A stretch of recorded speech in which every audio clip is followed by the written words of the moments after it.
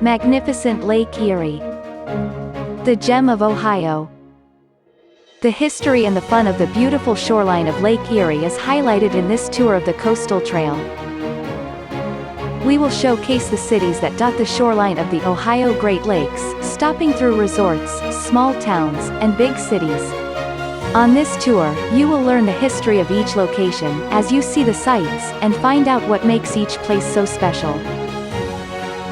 This is a lengthy and comprehensive tour that will touch upon a variety of topics and interests. We will examine history, pop culture, lighthouses, and the best places to eat, stay, and relax. We will even delve into the supernatural, hearing a ghost story or two. We want you to immerse yourself in the entire tour, but if you aren't interested in everything that we will cover, then please forward to those subjects or to those places that will enhance your enjoyment of the tour. When you do plan your personal tour of the Lake Erie shoreline, please take this video with you. This way you can have it as your guide as you venture along the coastal trail at your own pace. So come along with us as we discover the Lake Erie shoreline on this Great Lakes adventure.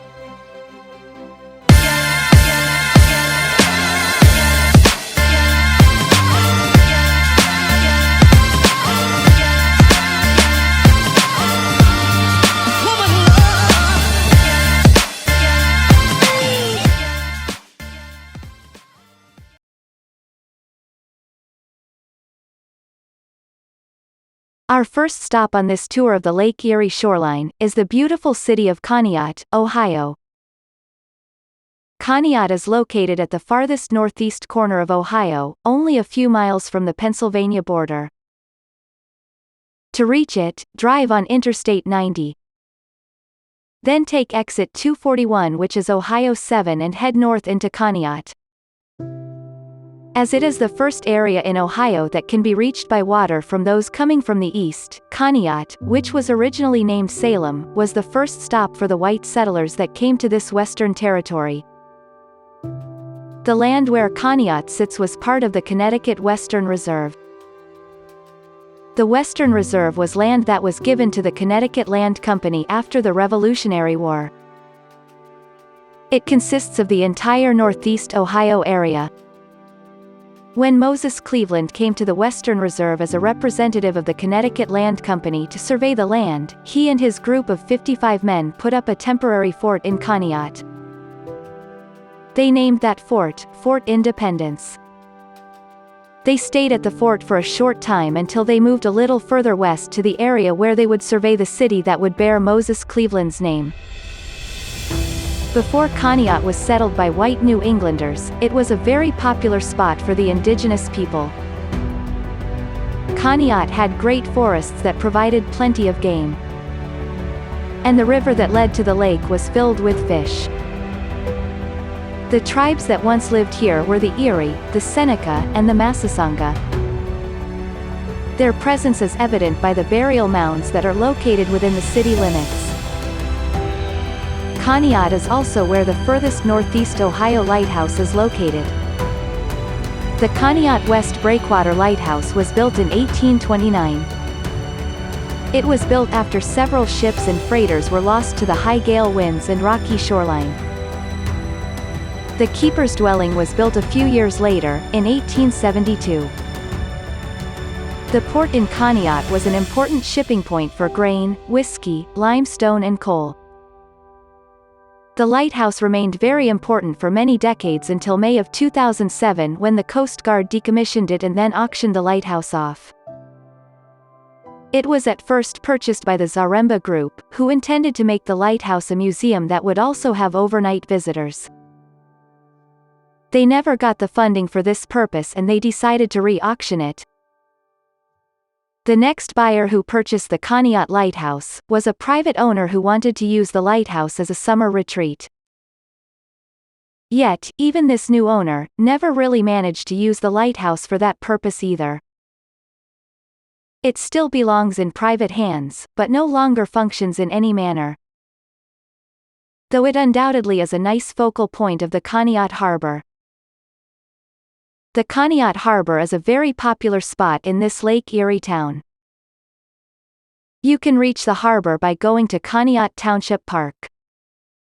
There you will have a nice vantage point for seeing the lighthouse from the beach.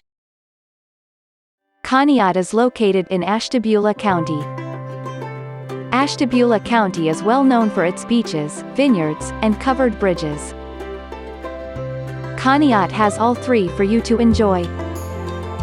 A very popular vineyard in the city is the Marco Vineyard. It is located at 45 South Ridge Road. Marco grows and makes wines like Riesling, Pinot Noir, Chardonnay, Cabernet Sauvignon and Champagne. Conneaut has 3 covered bridges to see and admire. All 3 picturesque bridges are amazing places to take great photos, and are part of the covered bridge loop that cover a 67-mile stretch around the county. The first covered bridge is the Creek Road Covered Bridge. It is located at 371 Creek Road. The second covered bridge is the Middle Ridge Covered Bridge. It is located at 1298 Middle Road. The third covered bridge is the Root Road Covered Bridge. It is located at 4680 Root Road.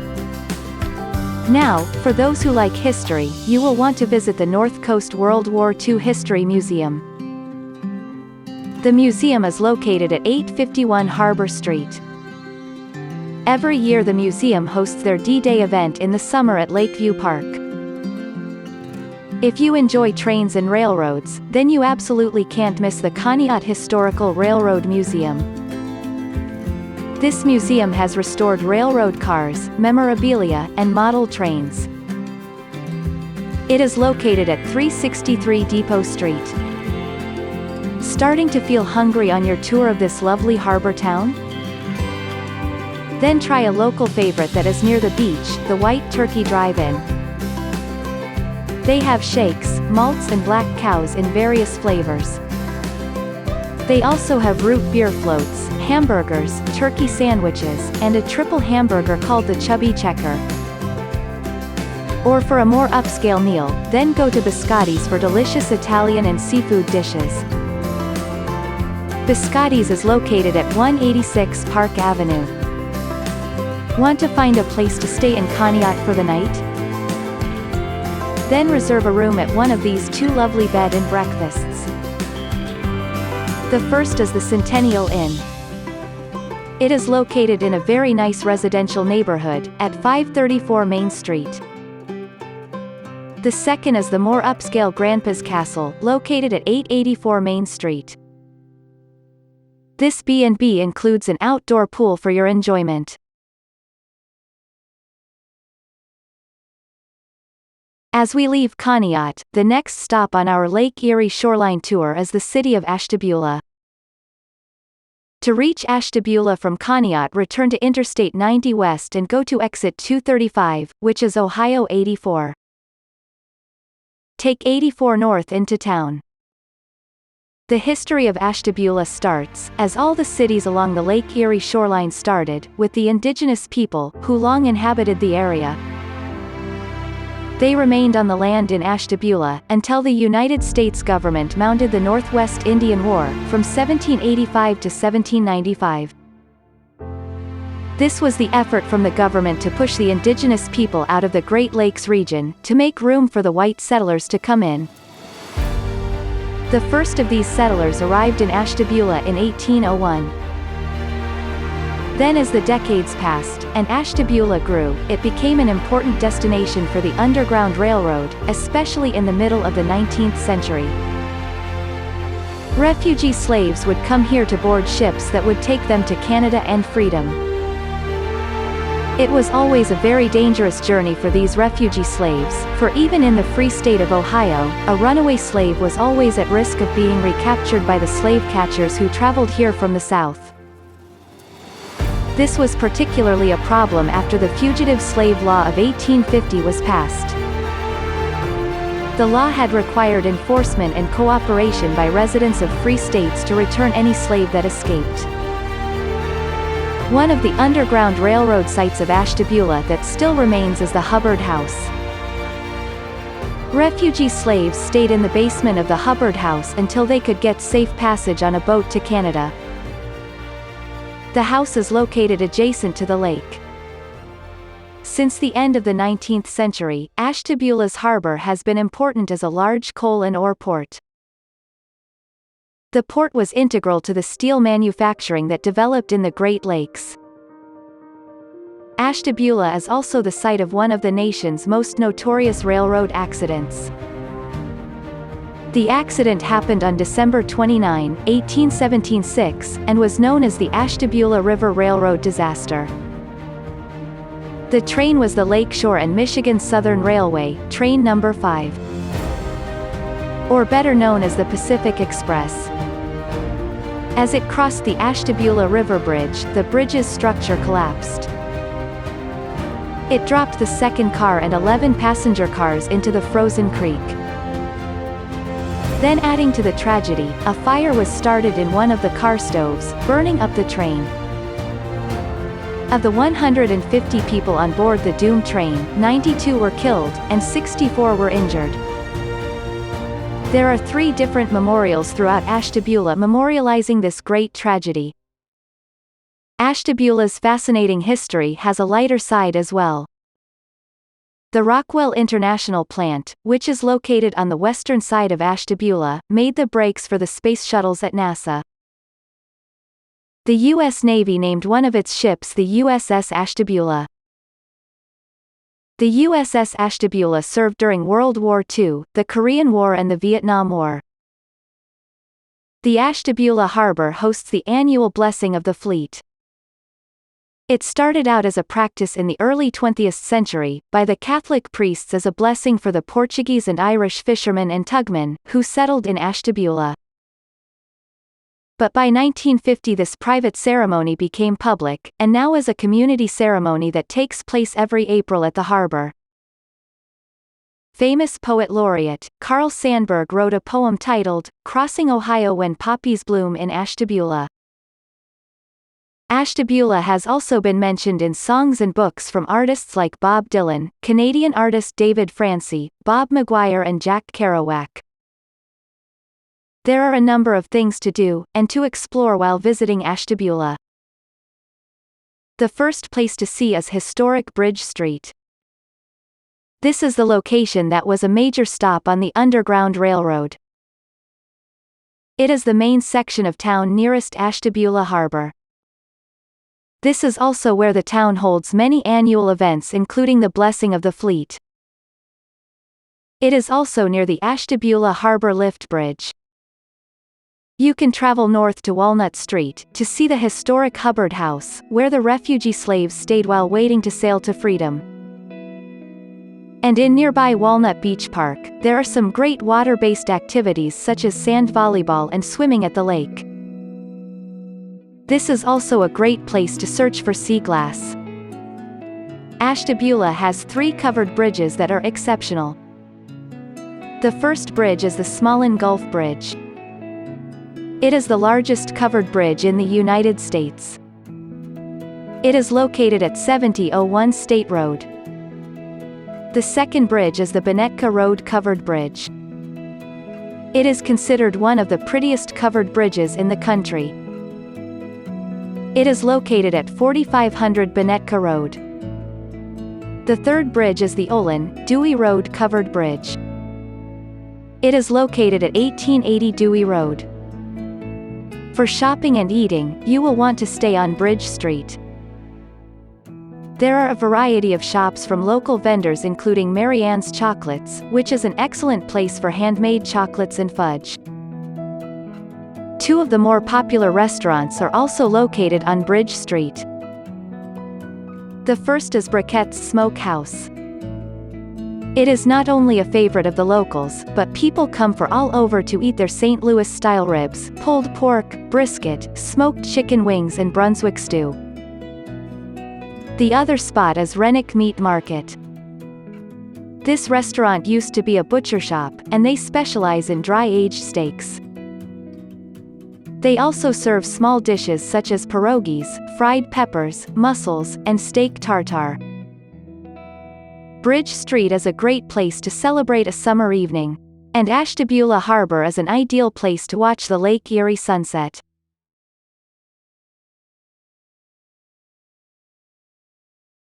We now leave Ashtabula and head to our next stop, which is Geneva on the Lake, Ohio. To reach Geneva on the Lake from Ashtabula, drive on Ohio 45 North to Ohio 531. This will take you straight into this eclectic resort town. Geneva on the Lake's history is quite fascinating. It all started with the Spencer family. They settled in the area in the early 1800s. Soon after they came, they opened the Sturgeon Point House, which provided lakefront lodging for tradesmen and travelers. Then about 50 years went by, and Cullen Spencer, together with a friend and business partner, Edwin Pratt, examined the sunny beaches, the ample fishing, and the incredible sunsets, and decided to open up a public picnic grounds by the lake. They named their new park, Sturgeon Point. A few years later, Spencer and Pratt added a carousel to the picnic grounds. With this addition, Geneva on the Lake's colorful tradition of being Lake Erie's playground was born. Soon after, Sturgeon Point's picnic grounds converted into campgrounds. The tents soon gave way to primitive cottages as more people sought relief and recreation from the smoke-congested cities along the Great Lakes during the Industrial Revolution. Spencer opened up the Rose Cottage, which was the first dance hall and the first tourist home. People now came in droves to Geneva on the lake, especially during the warm summer months. Then one summer, in the early years of the 20th century, three very distinguished gentlemen had decided to take a tour of the wilds of the North Coast. They happened on the town of Geneva on the lake. It was quite an odd and clearly rare sight for the locals and other onlookers, to see servants scurrying about pitching tents, laying out campfires, and making dinner, for the likes of such renowned gentlemen as John D. Rockefeller, Harvey Firestone and Henry Ford. They had come to Geneva on the lake for the camping, fishing and the fun. Soon after, because of the vision of these great industrialists, and after making several more visits to this favored location of theirs, Geneva on the Lake became quite well known in the circles of the upper-class society of Cleveland, Youngstown and Pittsburgh. Geneva on the Lake soon became Ohio's first resort town. These genteel vacationers started to flock to this Lake Erie resort town, staying at newly built cottages while enjoying the healthful environment, the curative powers of the waters, and the overall sun and fun. They could partake in daily sightseeing and fishing excursions, play tennis, and picnic and party on the beach. Some would go to the Colonial House to play a game of bridge, on the well-manicured lawn. They dined at the New Inn restaurant, and strolled the shady beach hillside, to enjoy the remarkable sunsets. In the evening hours, they would enjoy roller skating, or dancing at the casino, or the Pier Dance Hall. In the 1940s, great bands like Glenn Miller, Tommy Dorsey, Duke Ellington, Cab Calloway and Ozzie Nelson, would play at the Pier Dance Hall. As the years passed, Geneva on the Lake has transformed with the times. There are still many cottages, and the beach is still very popular, but it has changed from the playground of the upper-crust society, to a resort that caters to families, and to the younger set, who like to party hard. Once you enter Geneva on the Lake, you will see the hustle and bustle of the crowds, especially in the height of the season. It can be overwhelming with so much to see and to do. There is something fun for just about every taste. Families can spend time at the Adventure Zone for a variety of games, bumper boats, rock climbing, go-karts, zip lines, mini-golf and the carousel. They can play video and arcade games at Eddie's Arcade, Fascination on the Lake, and the Sports Center Arcade. There is also mini-golf at Allison's Mini Golf. And for the more adventurous, you can go ziplining at Lake Erie Canopy Tours. There are also water activities like jet skiing, stand-up paddles, and kayaking. There is also excellent charter fishing, and sunset cruises. If you prefer golf, then you can't miss playing a game or two at the Geneva on the Lake golf course. Shopping is an adventure itself, here at Geneva on the Lake. East Main Street and Lake Roads provide an abundance of eclectic shops that cater to all tastes. From antiques to art, candy to old-timey photos, from t-shirts and swimwear, to diamonds and leather. If you are looking for it, likely there is someone selling it.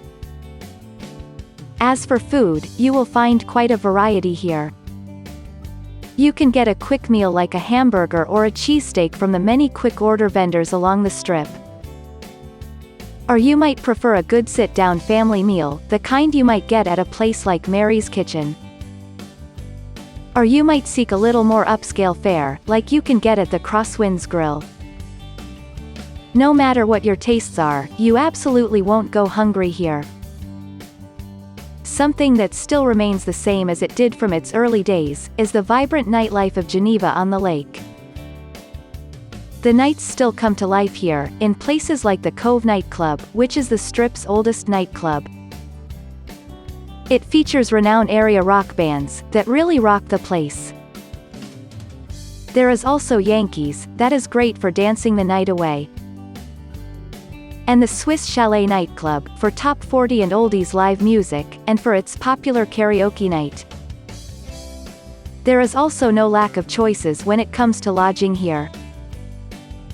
The area has a number of B&Bs, cabins, condos, cottages, hotels, motels, vacation rentals and campgrounds. Any of these places will give you a great location near the fun.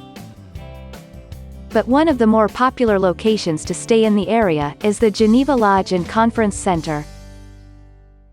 This attractive hotel is a resort within a resort. The Geneva Lodge is located at the edge of town and provides upscale hotel rooms, family-style cottages, fine dining, shopping, access to the beach, an indoor and outdoor pool, and is next to the Geneva State Park. They have walking trails that lead directly into the park. Geneva is quite known for its many vineyards and wineries. You can easily make a trip of doing nothing else but simply visiting all of these wineries. Some of the more popular wineries and vineyards in the area include Ferranti Winery, which is located at 5585 State Route 307. There is M. Cellars, which is located at 6193 South River Road. Also Lor Ello Vineyards, located at 4573 State Route 307. And the Old Firehouse Winery, located at 5499 Lake Road. At the Firehouse Winery, you can take a ride on their Ferris wheel, which gives you a perfect view of Lake Erie, especially in the evening, as the sun is setting. Geneva also has 3 more covered bridges, all of which are part of the Covered Bridge Loop. The first bridge is the West Liberty Bridge.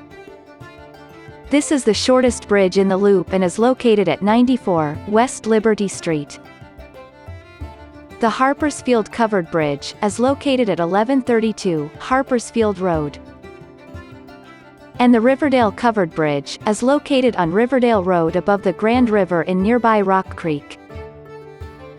Rock Creek is also well known for its annual Great Lakes Medieval Festival. The festival takes place over several weeks in the midsummer months. They celebrate the fun of brave knights, damsels and minstrels, along with villagers, craftsmen, artisans, fairies, and wizards, all of whom come together to play in a place reminiscent of Sherwood Forest. Geneva on the Lake still holds its distinct charm and has never really lost its reputation for being Ohio's first lake resort town. Even if you stay for one day, it is worth the stop just to see what all the fuss is about. As we leave Geneva on the Lake, we also leave Ashtabula County and head into Lake County to the next city on our Lake Erie Shoreline tour. We are going to Fairport Harbor, Ohio. To reach Fairport Harbor, you will drive on US 20 to Ohio 2 West. Then you will take exit 223 to Ohio 283, Ohio 535 and drive north to the lighthouse. Fairport Harbor played an important role in the development of the Northeast Ohio area. It was at one time a port of call for boats carrying immigrants from Europe. They would go to Fairport Harbor first, before heading to other cities in the Great Lakes region. Fairport Harbor was also a haven of calm water, for boats and ships, that were caught up in the harsh Lake Erie storms. The first natives to live in the area were the Erie tribe. The first recorded history of any white settlers was that of Major Robert Rogers and his rangers. They took shelter here, during a storm on an expedition to Detroit, in 1760. Then trappers, traders, surveyors and others lived here before the 19th century started. The first permanent white settler made their home in Fairport Harbor in 1812. At that time Fairport Harbor was called Grandon Village and it was laid out by Captain Abraham Skinner and Samuel Huntington.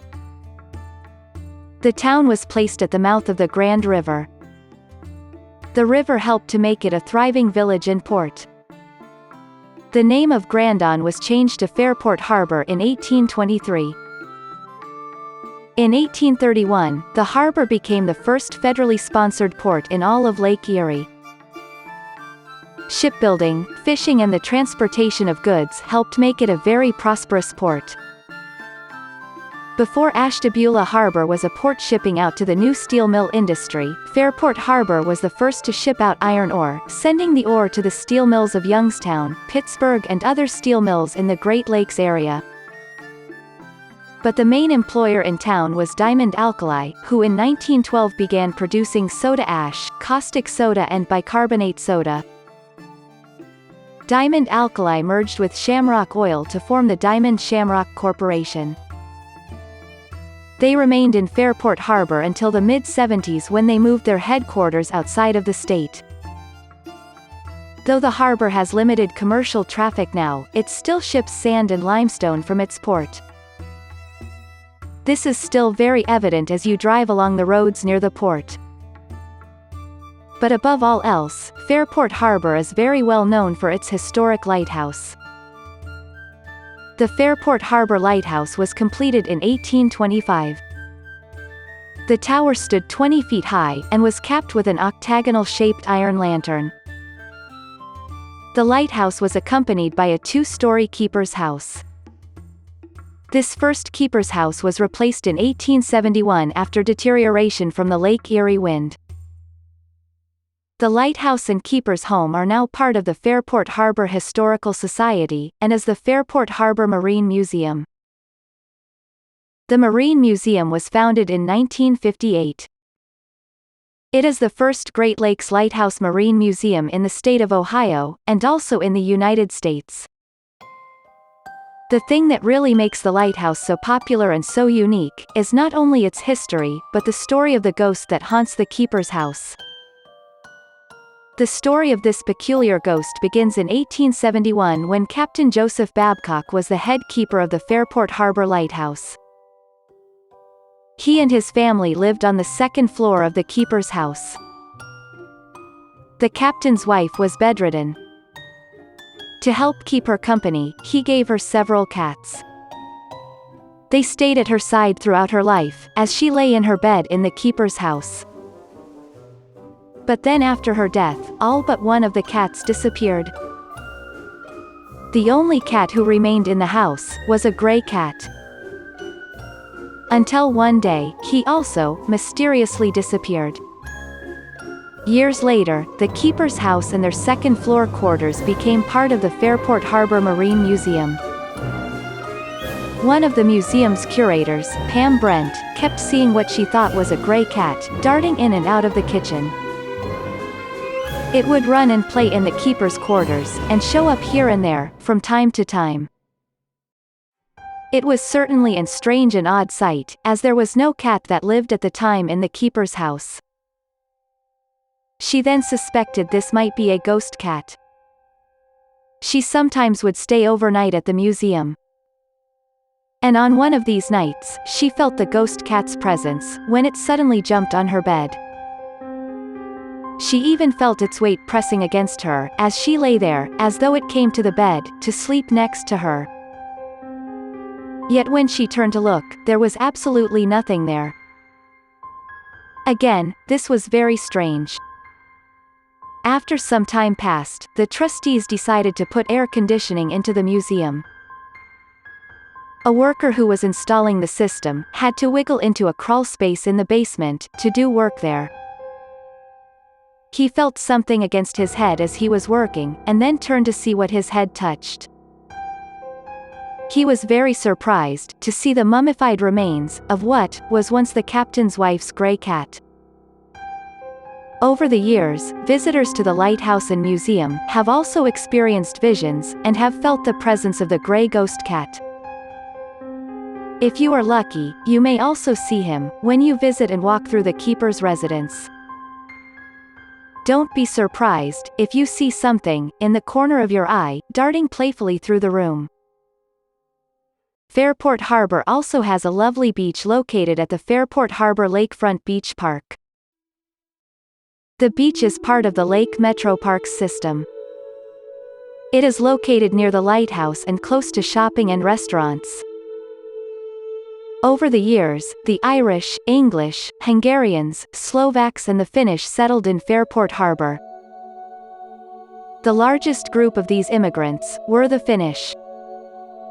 You can learn more about their heritage and their connection to the city at the Finnish Heritage Museum that is located on the corner of High and 3rd Streets. Getting hungry? Then go near the lighthouse and eat at the Fairport Family Restaurant. It is great for fried perch, burgers, grilled chicken, and French fries that get rave reviews.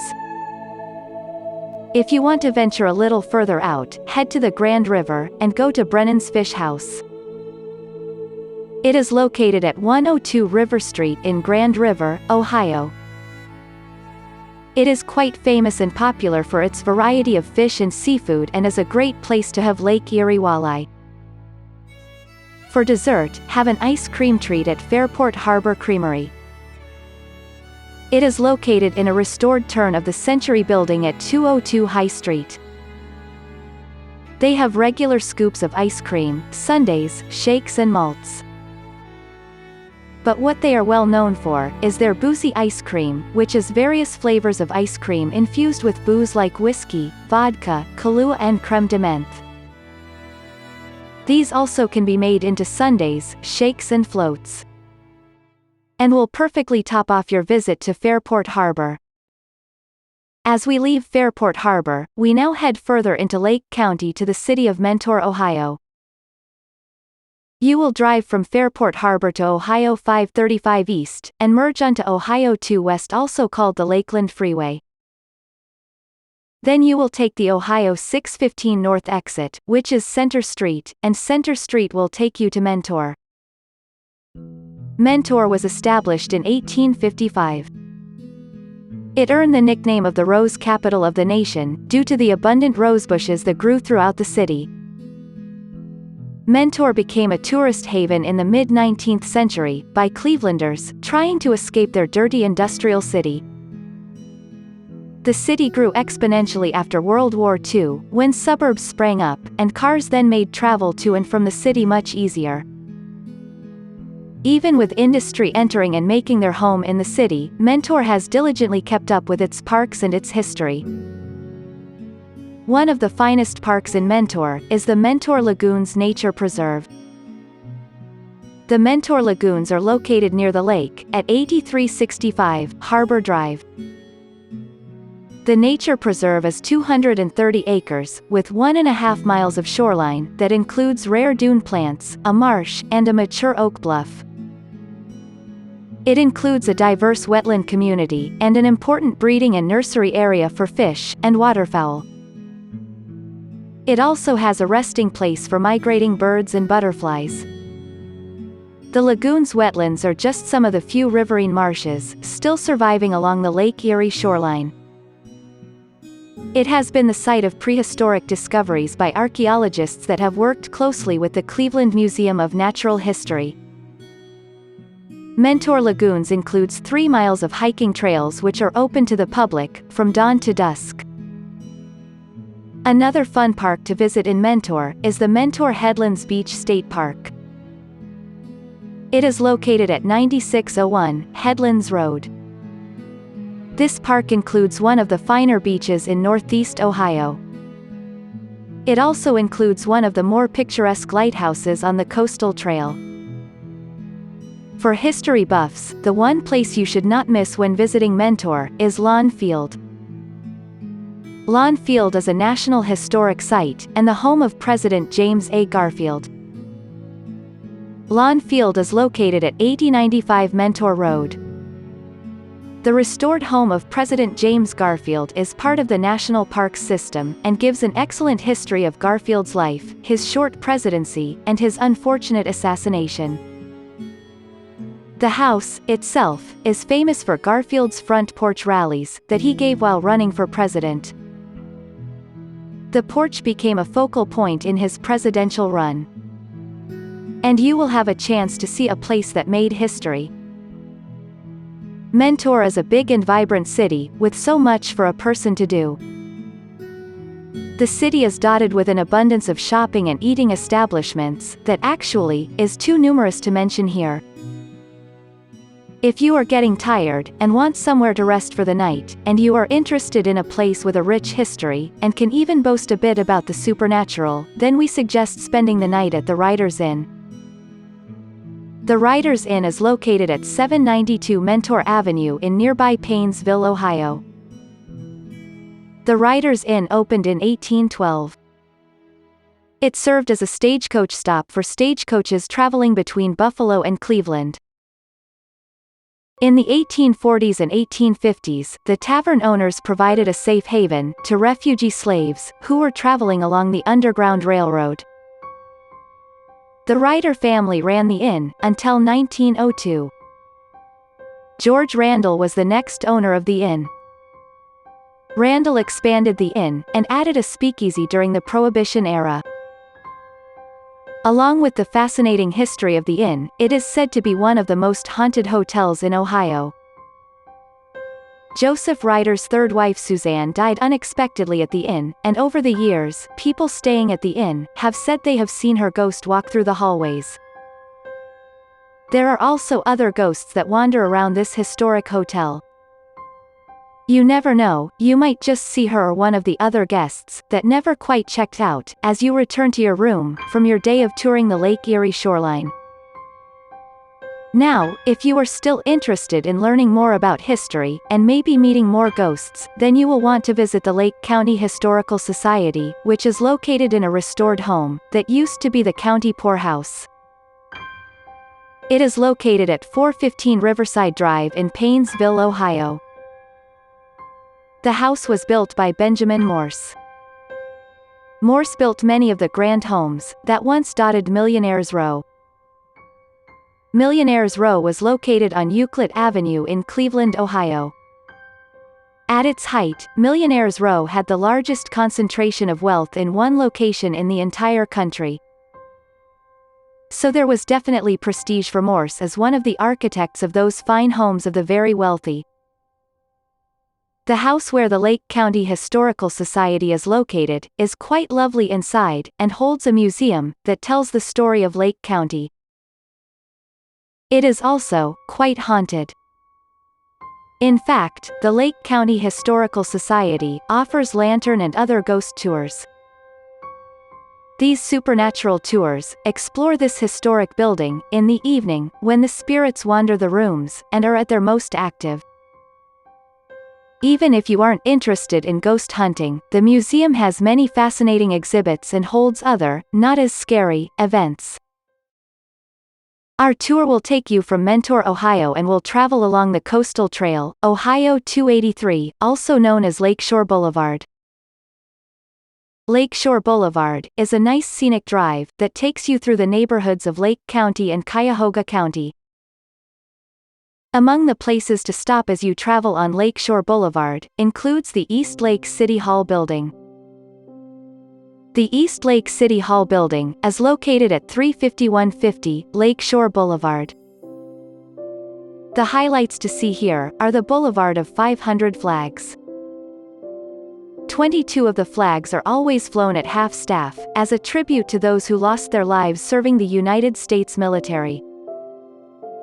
The City Hall also has an Eternal Flame tribute, and they have granite that has come from the lobby of the World Trade Center. Both are here as memorials to the fallen. The next location to visit on the Coastal Trail is Lakefront Lodge. Lakefront Lodge is located at 30525 Lakeshore Boulevard in Willowick, Ohio. This small lakeshore park has beautiful scenic views of the lake, and also includes a memorial to police dogs that once served in Lake County.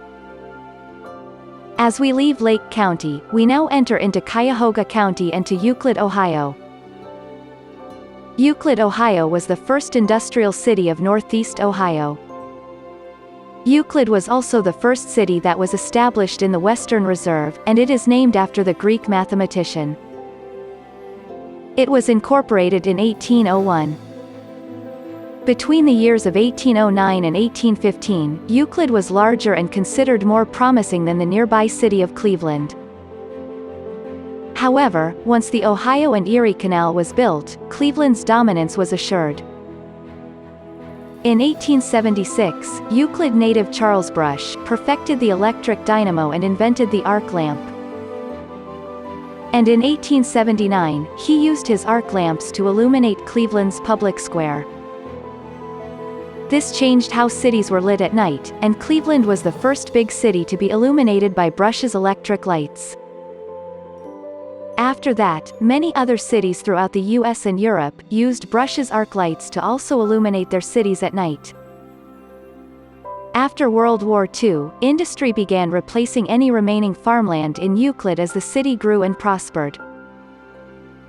One of the farms of Euclid where some of the land still remains, is at the Hen Mansion. The Hen Mansion is located at 231 Lakeshore Boulevard. This historic mansion is considered the jewel of Euclid. The mansion was the residence of Albert W. Hen. Hen made his fortune in the machine tool industry. He purchased land at the edge of Lake Erie, and used his land to grow grapes, which he sold and shipped out. He also built a fine mansion on his highly prized farm. Unfortunately, Hen lost his fortune in the Great Depression. He turned his house and property over to the city of Euclid, with the stipulation that he be allowed to reside at the property until his death, which happened in 1947. His land then became Sims Park. Over the years, his mansion was used as the Euclid Board of Education, and also as the city's recreation department. But without the care it needed, the mansion started to deteriorate. Then in 1996, the Friends of Hen Mansion was founded. They purchased the property from the city, and restored it to its original beauty. The mansion is now used for various events, like weddings, parties and corporate retreats. You are able to view the mansion on Wednesday evenings, when they hold a weekly open house. But the park is always open, and views of the lake are quite spectacular from the rear of the mansion. The locals of Euclid find Sims Park as a fun and relaxing location to bring the family, have a picnic, or enjoy a romp on the rocky beach. Euclid has some other sites to visit, just off the Coastal Trail. In the old Euclid City Hall building that is located at 605 East 222nd Street, are two Hall of Fame museums. The Cleveland-style Polka Hall of Fame, and the Slow-Pitch Softball Hall of Fame. The Softball Hall of Fame highlights the history, and the way of life, for those involved in this beloved sport in the greater Cleveland area. It also shows what makes Cleveland the softball capital of the world. The Polka Hall of Fame highlights popular polka artists like America's Polka King, Frank Yankovic, and many others, who created the unique Cleveland-style polka. The Polka Hall of Fame includes highlights of the history, memorabilia, and the sound that helped propel this folk music into worldwide popularity. We return to Lakeshore Boulevard, and to the next stop, which is Wildwood Park. It is located on Wildwood Drive, just off Lakeshore Boulevard. Head first to the boat launch and pier, and then venture over to Villa Angela Beach. From there, you can hike to nearby Euclid Beach Park, or continue to Euclid Beach Park by way of Lakeshore Boulevard and the Coastal Trail. To get to Euclid Beach, you will go into the Euclid Creek Metro Parks. But first you will want to stop, about a block down the road from the park entrance, to see the iconic Euclid Beach Amusement Park sign. This sign is a very big part of Cleveland history, and it still looks as it used to, when the Euclid Beach Amusement Park was in its heyday. This popular amusement park was located on the Lake Erie shoreline when it opened in 1895, to when it closed in September 1969. Euclid Beach Amusement Park was the home to the very popular Euclid Beach Carousel, that included 58 horses and 2 chariots. The carousel has recently been restored and is now one of the attractions at the Cleveland History Museum located in University Circle in Cleveland, Ohio. It was also the home to several popular roller coasters including the Racing Coaster, the Derby Racer, the Switchback Railway Coaster and the Scenic Railway Coaster. The Great American Racing Derby, that was another popular ride at the park, still operates today as the Cedar Downs Derby ride at Cedar Point Amusement Park in Sandusky, Ohio. And Laughing Sal, which was part of the Fun House, is still rented out for parades and events. Another ride that has seen a resurgence is the Rocket Car Ride. It is now used to drive passengers around the city, and is only brought out during various events around town. Recently, the Euclid Beach Pier went through a lovely transformation. It is a wonderful place to relax, and to enjoy the view of beautiful Lake Erie, at this wonderful, historic location. From Euclid Beach, continue down Lakeshore Boulevard and travel to the village of Bratenahl. The quiet village of Bratenahl was at one time part of the Cleveland communities of Glenville and Collinwood, but the wealthy residents who built their magnificent homes here, decided to annex from the city of Cleveland in 1902, and create their own village. Many of Cleveland's wealthy industrialists, such as the Cornings, Hannas, Boltons, Ingalls, Coits and the Mathers built their large mansions on the lakefront. Many of these industrialists had homes on Millionaire's Row, and they decided that Bratenahl was a great place to relocate. The Gwynn Estate, which is located at 12407 Lakeshore Boulevard, was the estate of William Gwynn Mather.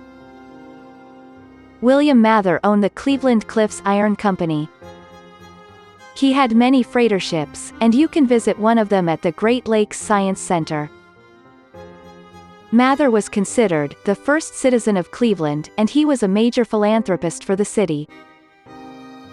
He was president of the Cleveland Museum of Art, and he donated many pieces from his own collection to the museum. Mrs. Mather had a love for gardening, and this led her to start the Garden Center of Greater Cleveland, which is now the Cleveland Botanical Gardens, that is located in University Circle. The homes in the village of Bratenahl, along Lakeshore Boulevard, is a spectacular drive, and even a very nice walk. When here, you will see the magnificent homes and gardens, of what was part of the Gilded Age, at a time when Cleveland had the largest concentration of wealth, and was once one of the most prestigious cities in the country. This particular area should not be missed on your journey of the Lake Erie shoreline, as you can get a real taste of a long-ago era, that is still vibrant today. Leaving Bratenahl, you will venture onto Interstate 90, to Cleveland's Shoreway. This picturesque highway will have you pass marinas, apartments and other nautical businesses. On the way to downtown Cleveland, you will notice a very large and very striking mural on the side of the Cleveland Public Power Building. This mural is called The Song of Wales and was painted in 1997 by Robert Wyland. The mural is 300 feet long and 108 feet high. It recently went through a restoration, as it had faded due to the harsh Lake Erie weather. The next location you will pass on the shoreway is Burke Lakefront Airport. This municipally operated lakefront airport was built in 1947 and was meant to handle smaller aircraft and to relieve congestion from Cleveland's main airport, Cleveland-Hopkins. The airport focuses on corporate private jets and has daily flights to Cincinnati. It also serves as a national hub for the Federal Reserve's check distribution operation. Every Labor Day weekend the airport hosts the Cleveland National Air Show. Make some time on your tour to visit Burke, where you can see the International Women's Air and Space Museum. This museum highlights the history of flight by women, not only locally, but all over the world. It includes exhibits on flight pioneers, with an exhibit about Amelia Earhart. It has a nice exhibit about NASA, and includes other great memorabilia. Best of all, the museum admission is free. The first stop in Cleveland from off the shoreway is 9th Street. This is where you will find the 9th Street Pier and North Coast Harbor. In Cleveland's early days, 9th Street was called Erie Street. Erie Street was always a main thoroughfare of the city of Cleveland. When Cleveland was a small, yet burgeoning city, this area was for the most part underutilized. At that time, most of the shipping and the port was located at the mouth of the Cuyahoga River. In fact, the Port of Cleveland is still located on the Cuyahoga River. The first tiny dock, on Erie Street, was built by the Cleveland Yacht Club in 1895. It was built for upper-crust individuals that used the lake for sailing races, which are still very popular in Cleveland. Soon after, a second pier was built, creating a basin. The basin was filled in to make 50 acres of land. The land was used for a baseball field and made into a park, which was called Lakeview Park. Over the years, 3 more piers were built, that were owned and used by the city. Unfortunately, the pier where the yacht club stood, became a dumping ground for garbage. The yacht club relocated to another location and still participates in many of the races that sail on the lake today. Steamships began to dock at the piers, and the railroad built tracks through the harbor. The land at what was now the 9th Street Pier was becoming a very valuable piece of property. In fact, in 1901, some of the city's leadership made plans to give this valuable land to the railroads, without getting any compensation for it. Luckily, this plan was quickly put to a stop by the incoming mayor Tom Johnston, who just before he took his oath of office, conducted a surprise coup to stop the city from giving the land away to the railroads. In doing this, he ensured that the waterfront would be saved for the city's use and not for the railroads. Thanks to Tom Johnston's bold actions, the land he saved is where the North Coast Harbor sits today. In 1931, Cleveland Municipal Stadium was built. This mammoth structure was the second home for the Cleveland Indians, and also became the home to the Cleveland Browns. In the Great Depression years of 1937 and 1938, the harbor also played host to the Great Lakes Exposition. In fact, it was at the exposition where the idea cropped up to build Burke Lakefront Airport. For about 50 years, the harbor was not the most lively section of town. There was industry here, but only a handful of choices when it came to recreation. You could come to the harbor to see a football or baseball game at Cleveland Municipal Stadium. On Labor Day weekend, the locals went to Burke for the Cleveland Air Show, and a little later Burke also hosted the Cleveland Grand Prix. There was the USS Cod, which became a fixture in the harbor starting in the mid-20th century. The USS Cod was a World War II submarine that fought in a few battles during the war, and performed the first and only submarine-to-submarine rescue. After the war, it was decommissioned and brought to Cleveland Harbor to be used for training purposes for the Naval Reserve in 1959. It became a popular spot for school field trips. When the Navy no longer wanted to use the Cod for training purposes, a preservation group to save the Cod was formed. They managed to get the Navy to give them the submarine, and it became a floating museum, in May of 1976.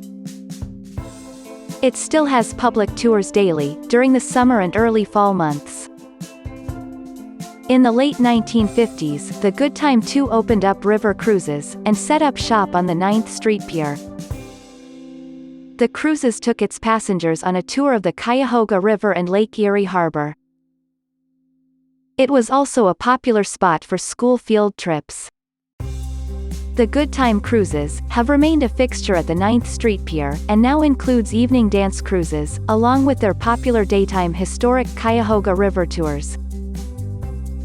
The 9th Street Pier was also at one time home to Captain Frank's restaurant.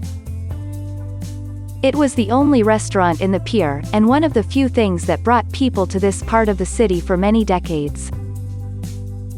The restaurant was at the same time a favorite of locals, and well represented the harbor area. It closed its doors, and was demolished in 1994. The harbor was seriously underused for such a prime location, for far too long. Then in 1985, the non-profit organization the North Coast Harbor was formed. They organized and planned the redevelopment of the area. The North Coast Harbor created the beautiful lakefront park, that they named after Mayor George Voinovich. Voinovich helped bring about Cleveland's resurgence. Voinovich Park is located next to the 9th Street Pier, in the same location, where the first lakefront park was located over 100 years ago. When the Rock and Roll Hall of Fame committee was looking for a spot to put its new Hall of Fame, the city of Cleveland knew that it had to come here. Rock and roll essentially started in the city, when disc jockey Alan Freed began playing rhythm and blues music, meant for a mixed audience. He coined this music, rock and roll, and because of his work at this Cleveland radio station, he helped popularize this new sound. He also held the first rock concert, called the Moondog Coronation Ball, in 1952, at the Cleveland Arena. Over the years, Cleveland was the place where new rock talent found an audience at the Agora Ballroom, and other locations throughout the city. This included musicians like David Bowie, Rush, Kiss and Bruce Springsteen, among others. Cleveland always considered themselves the home of rock and roll, and so it was only natural that the Hall of Fame should be placed in this city. But getting the Rock Hall was not easy, and did not come without a real fight and effort from the city. Several cities throughout the U.S. vied for the honor of being the location of the Rock Hall. The choices came down to Chicago, Philadelphia and Cleveland. At the time, among the three cities, Cleveland was the brunt of jokes, and not highly revered in the country or world.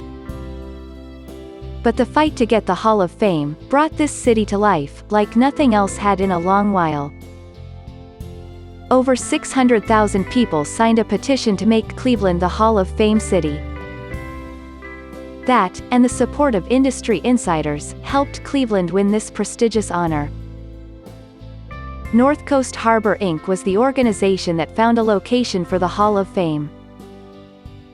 They, with the city, chose a prime spot at the 9th Street Pier. Renowned architect I.M. Pei used the pyramid construction with the all-glass front for the Rock Hall, much like he had used for his design of the Louvre in Paris. The Rock Hall opened in 1995. At first, most of the induction ceremonies were held in New York City, with only a few occasionally being held in Cleveland. But in the recent years this has changed, and now the ceremony alternates every other year between Cleveland and New York. Next door to the Rock Hall is the Great Lakes Science Center. The Science Center opened in July 1996. It is dedicated to the environment, to science and to technology of the Great Lakes region. The museum includes the steamship Mather as part of its permanent exhibits. The Mather is another floating museum in the same vein as the USS Cod just down the street. Admission is extra for this attraction. The steamship Mather showcases the shipping industry of the Great Lakes, and how the crew that worked these freighters lived and worked, while at sea. The Great Lakes Science Center also includes the IMAX Dome Theater. It is 79 feet tall and seats 300 people, and is a totally immersible experience. Admission to a movie at the IMAX Dome Theater also costs extra. The Science Center recently added the NASA Glenn Visitor Center, which has a variety of fun and interactive exhibits on space. The NASA Visitor Center is part of the admission into the museum.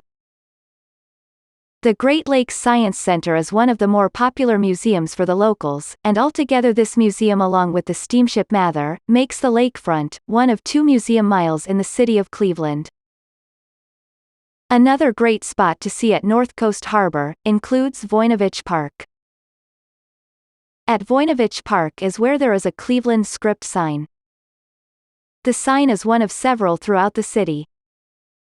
These signs are placed in very scenic spots for excellent photographic opportunities. This one definitely does not disappoint, as you will have a great view of the harbor, with the Rock Hall, Science Center and Steamship Mather in your shot, plus the skyline of Cleveland in the rear. The next place to see in North Coast Harbor is the Firefighters Memorial, which is located on the corner between the Science Center and First Energy Stadium. This beautiful fiberglass statue shows 2 firefighters fighting a fire, and is a tribute to the fallen firefighters in the city. Your final stop in North Coast Harbor is First Energy Stadium. This is the new home to the Cleveland Browns, and was built after the controversy, when Browns owner Art Modell took the original team to Baltimore. The story of First Energy Stadium starts in the early 1990s, when it was decided that the Cleveland Indians would leave Cleveland Municipal Stadium, and with the help of the city, got a new ballpark at a location closer to downtown. Next to the new ballpark would include a new arena, where the Cleveland Cavaliers would play. This new sports district would be called the Gateway District. At this time, Cleveland Municipal Stadium was in dire need of refurbishment, as it had deteriorated over the years.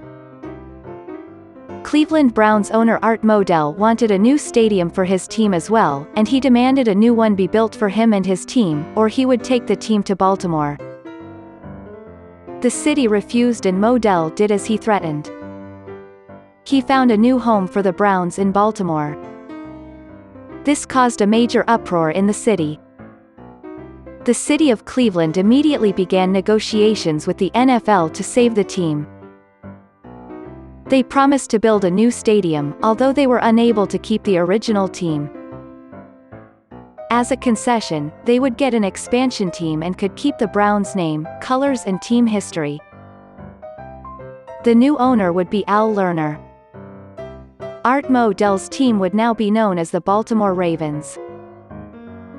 The new stadium was opened, and played its first game, in August 1997. It is not nearly as big as the old Cleveland Municipal Stadium, and is a much nicer facility. There is a lot to see here as you walk around the stadium, including statues of famous Browns players like that of Jim Brown. But it is one of the more popular spots on the harbor and caps the area off well. We continue our tour of the Cleveland waterfront by returning to East 9th Street, and walking south, 1 block, up to Lakeside Avenue. As you get to the corner of 9th and Lakeside, look first to your left. There on your left, you will see the Jones Day Law Firm building. Jones Day was founded in 1893 in Cleveland, and is one of the most elite law firms in the world. It started out as the law firm that represented John D. Rockefeller and Standard Oil, and now represents over half of the companies in the Fortune 500. These include companies such as Goldman Sachs, General Motors, Volkswagen, AT&T, and Verizon. To your right is Willard Park, where you will clearly see one of the most iconic art pieces in the city of Cleveland, the Free Stamp. The Free Stamp has quite an interesting story. It was created by Claes Oldenburg and his wife, and was commissioned by Standard Oil of Ohio, or better known as Sohio, to be displayed at their new headquarters building on Public Square in downtown Cleveland. The piece was originally designed to stand upright, with the word "free" on the stamp's pad, to only be visible from the upper offices in the Sohio building, which was the second tallest building at Public Square at the time. Oldenburg claimed that the word "free" on the stamp was intended to refer to the emancipation of the slaves. This is part of the depiction that is in the Soldiers and Sailors Monument that is located directly across the street from the Sohio building. Then in 1986, before the Free Stamp could be installed at its original spot in Public Square, Sohio was purchased by BP Oil, and BP CEO Robert Horton refused to give the stamp his approval. He felt that Oldenburg was mocking and humiliating BP for taking away Sohio's corporate freedom. Though this accusation was incorrect, the Free Stamp was taken away, and removed to a warehouse in Indiana where it remained for 6 years, gathering dust. A group from the city began searching for a new home for the Free Stamp, considering several viable options, including the Cleveland Museum of Art, where other Oldenburg pieces were exhibited. Finally they decided to put the stamp at Willard Park, on Lakeside Avenue. There was some work done on the stamp, so that it could sit on its side, instead of standing upright in its original pose. Oldenburg came to the rededication, and spoke angrily to a reporter later that day. He claimed to the reporter that it appeared that a giant hand had picked up his stamp from its spot on Public Square, and tossed it, haphazardly, across town, where it unceremoniously landed on its side. He was definitely not happy about how it had been treated. Clevelanders have always had mixed reactions about the piece as well. Most either really love it, or really hate it.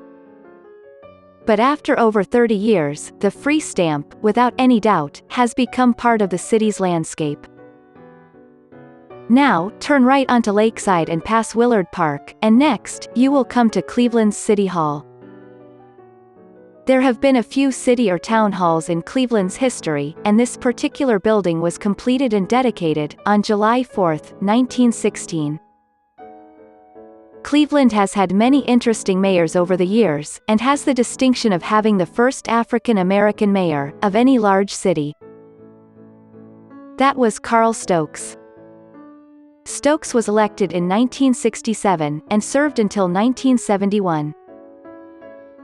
Across the street from City Hall is Cleveland Public Auditorium, also known as Public Hall. The Public Auditorium was completed in 1922. When it opened, it was the largest convention hall in the U.S., seating over 10,000 people in the main auditorium. It was considered so advanced architecturally that it became the model for other public auditoriums in the country, including the ones in Philadelphia and Atlantic City. The Public Auditorium hosted the 1924 Republican National Convention, where Calvin Coolidge was nominated for his second term in office. Public Hall also hosted the 1936 Republican Convention.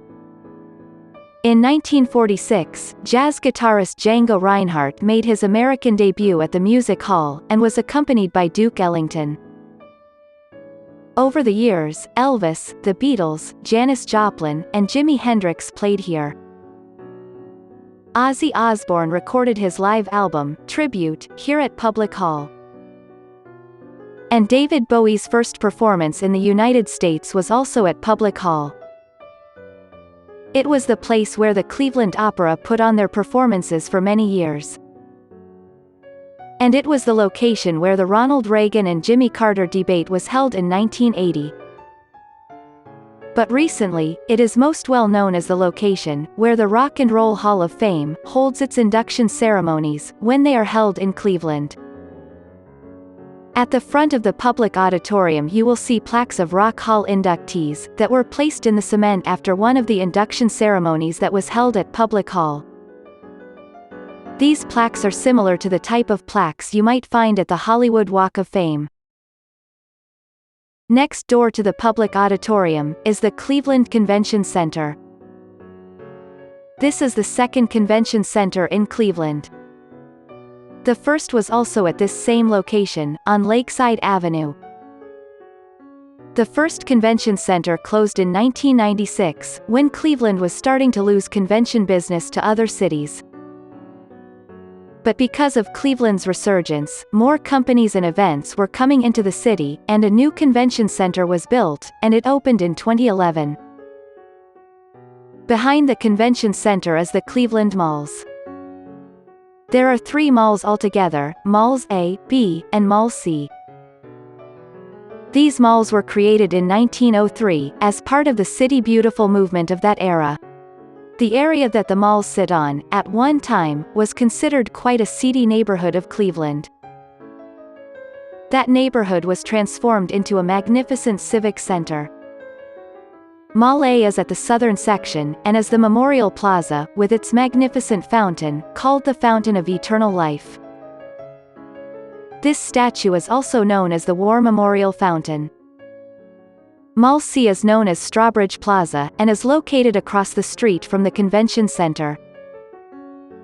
Mall B is at the sidewalk level, and is right behind the convention center. The first big event that was held at the mall was the Great Lakes Exposition, in the mid-1930s. Over the years, several high-profile events were held at the mall, including most recently, the 2019 Baseball All-Star Games events and activities. Across the street from the convention center is the Cuyahoga County Courthouse. The beautiful edifice was completed in 1911, and was made to show off the wealth of the city at that time, as it was quite an impressive structure for its day. The artwork in the front of the building is very notable. If you look up at the front cornices on the top of the building, you will see the 4 examples of the kinds of law that is practiced. This includes Moses, who represents moral law; Byzantine Emperor Justinian, who represents civil law; King Alfred the Great, who represents common law; and Pope Gregory IX, who represents canon law. In the front at street level, there are bronze statues of Alexander Hamilton and Thomas Jefferson. As these 2 men were adversarial, the artist shows them purposely not looking at each other, in order to show their feelings of disdain for the other. The park next to the county courthouse is Fort Huntington Park. For a time, it was believed that the land where this park sits was the site for the War of 1812 fort, called Fort Huntington. During the time of the war, when the fort was built, Cleveland was not a very large city. The fort was built to protect the Lake Erie fleet that was commanded by Commander Oliver Hazard Perry. Perry visited the fort just prior to fighting in the Battle of Lake Erie, where he won the battle against the British, turning the fate of that war in the Americans' favor. He also returned to the fort directly after, to celebrate his victory. William Henry Harrison, who would become the 9th President of the United States, also came to Fort Huntington, prior to taking command of the Army of the Northwest. Sometime after the war, there was a group in the city that wanted to build a replica fort next to the county courthouse. The land was set aside, and plans were made, but they soon discovered that the actual site of the fort was a little further north, likely closer to where the stadium is located. So plans for the replica fort was dropped, and a small park was created, but not much was done with the park for many decades. That is, until the 1990s, when the park was refurbished, and monuments to Cleveland heroes were placed in the park. This included a statue of Commander Perry, and also of the great athlete, Jesse Owens. It is also the place where the Cleveland Police have their memorial. Directly across the street from the park is the Cleveland Justice Center. The Justice Center was built in 1972. The Justice Center has the Cleveland Police Museum, with some very interesting exhibits, including one on Elliot Ness and the famous Torso murders, and how this case basically ended his career in law enforcement. This corner of Lakeside Avenue has made a well-known cameo, as it was the location for a famous fight scene in the 2014 movie, Captain America: Winter Soldier. The fight scene includes the characters of Captain America, Bucky and Nick Fury. Much of that movie was shot in Cleveland, and Lakeside Avenue and the waterfront is prominent in various scenes in the movie. Continue moving west on Lakeside Avenue. This will take you into Cleveland's Warehouse District. The Warehouse District is an 8-block neighborhood that is north and west of Superior Avenue and West 3rd Street. This section of town was Cleveland's first residential area and is where the permanent white settlers to the city would eventually build their cabins and homes. The first permanent white settler to live in this area was Lorenzo Carter and his wife Rebecca. By 1850, the residential area was taken over by commercial businesses and soon dominated the district. The businesses that started to crop up after the Civil War includes wholesale grocers, dry goods suppliers, tool makers, and shipbuilders. It also had the offices of American Express, the Worthington Hardware Company, and the Cleveland Rolling Mills, as well as several of the Cleveland newspapers, hotels, and the Academy of Music, which was one of Cleveland's earliest theaters. But the largest and most prolific type of business, that took up a good portion of the Warehouse District, was the garment industry. As early as the 1860s, manufacturers of ready-to-wear clothing became one of Cleveland's leading industries. The peak was reached by the 1920s, when Cleveland ranked a very close second to New York City, as one of the country's leading centers for garment production. In fact, about 7% of the entire population of the city worked in the garment industry. The majority were immigrants. Some of the biggest garment companies that had their businesses here were Joseph and Feiss, Richmond Brothers, Bobby Brooks, the White Sewing Machine Company, and Lion Knitting Mills.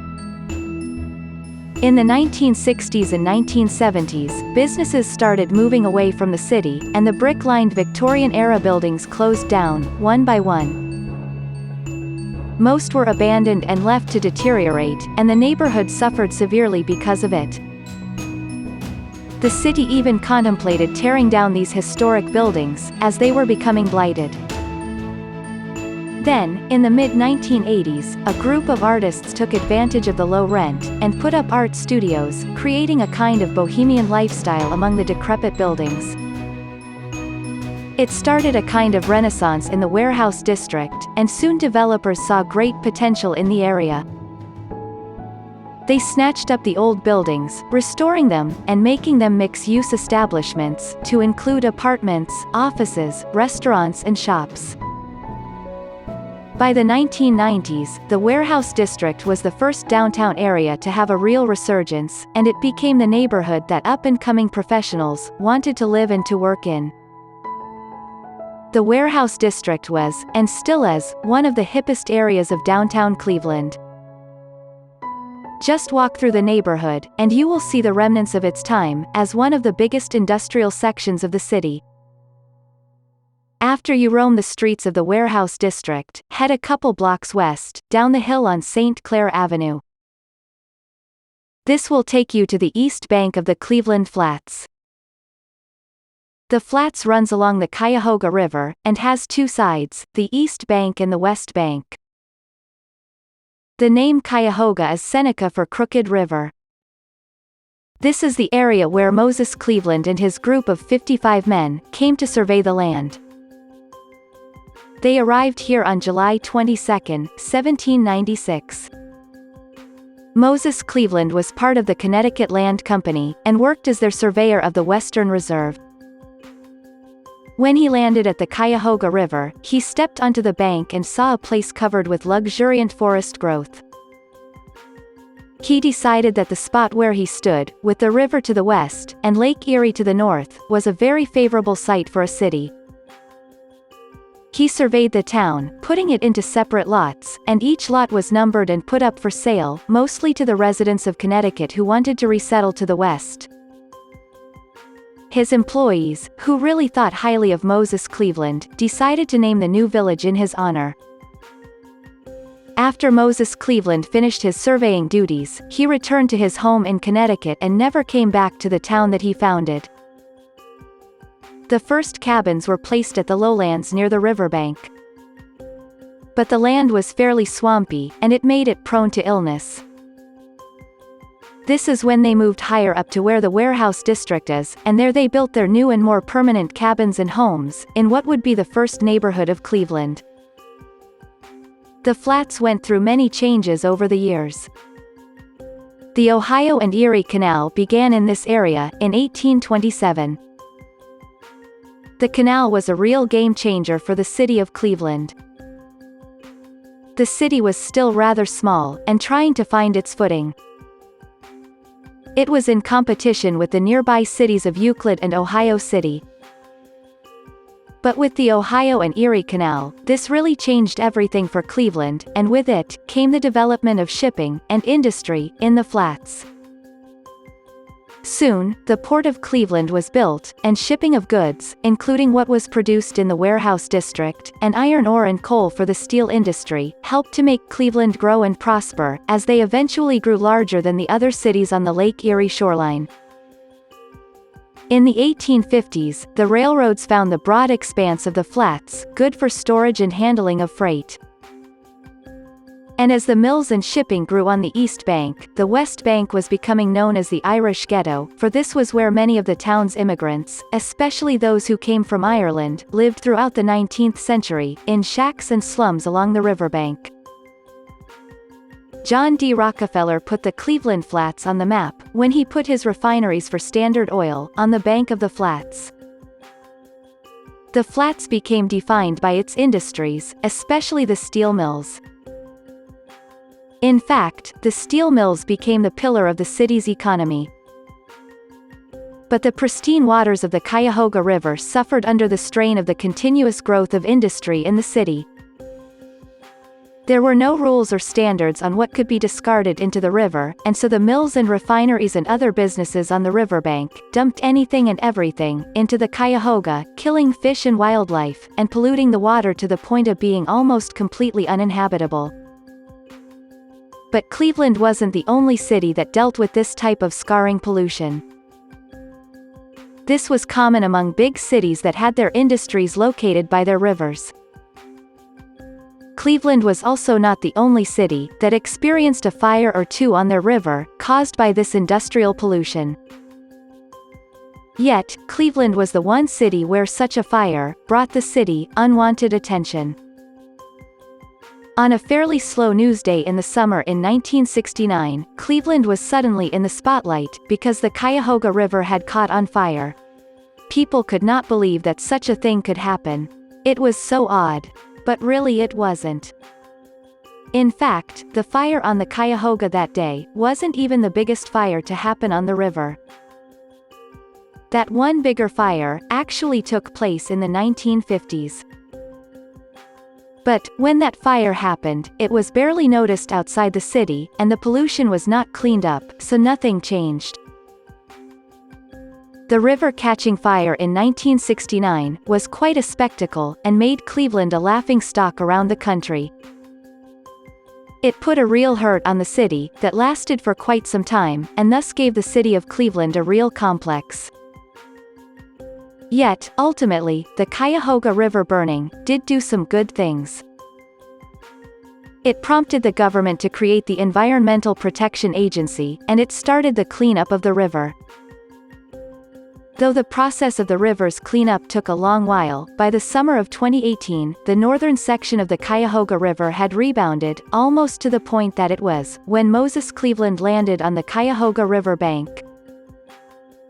Like with the warehouse district, when industry moved from the city, the flats deteriorated. But by the 1980s, it had a new resurgence that mimicked the redevelopment of other parts of the city. Both the east and the west bank of the flats fixed up abandoned buildings and put up various establishments. The West Bank utilized the old powerhouse building, which was a building that supplied the power to the city's streetcars.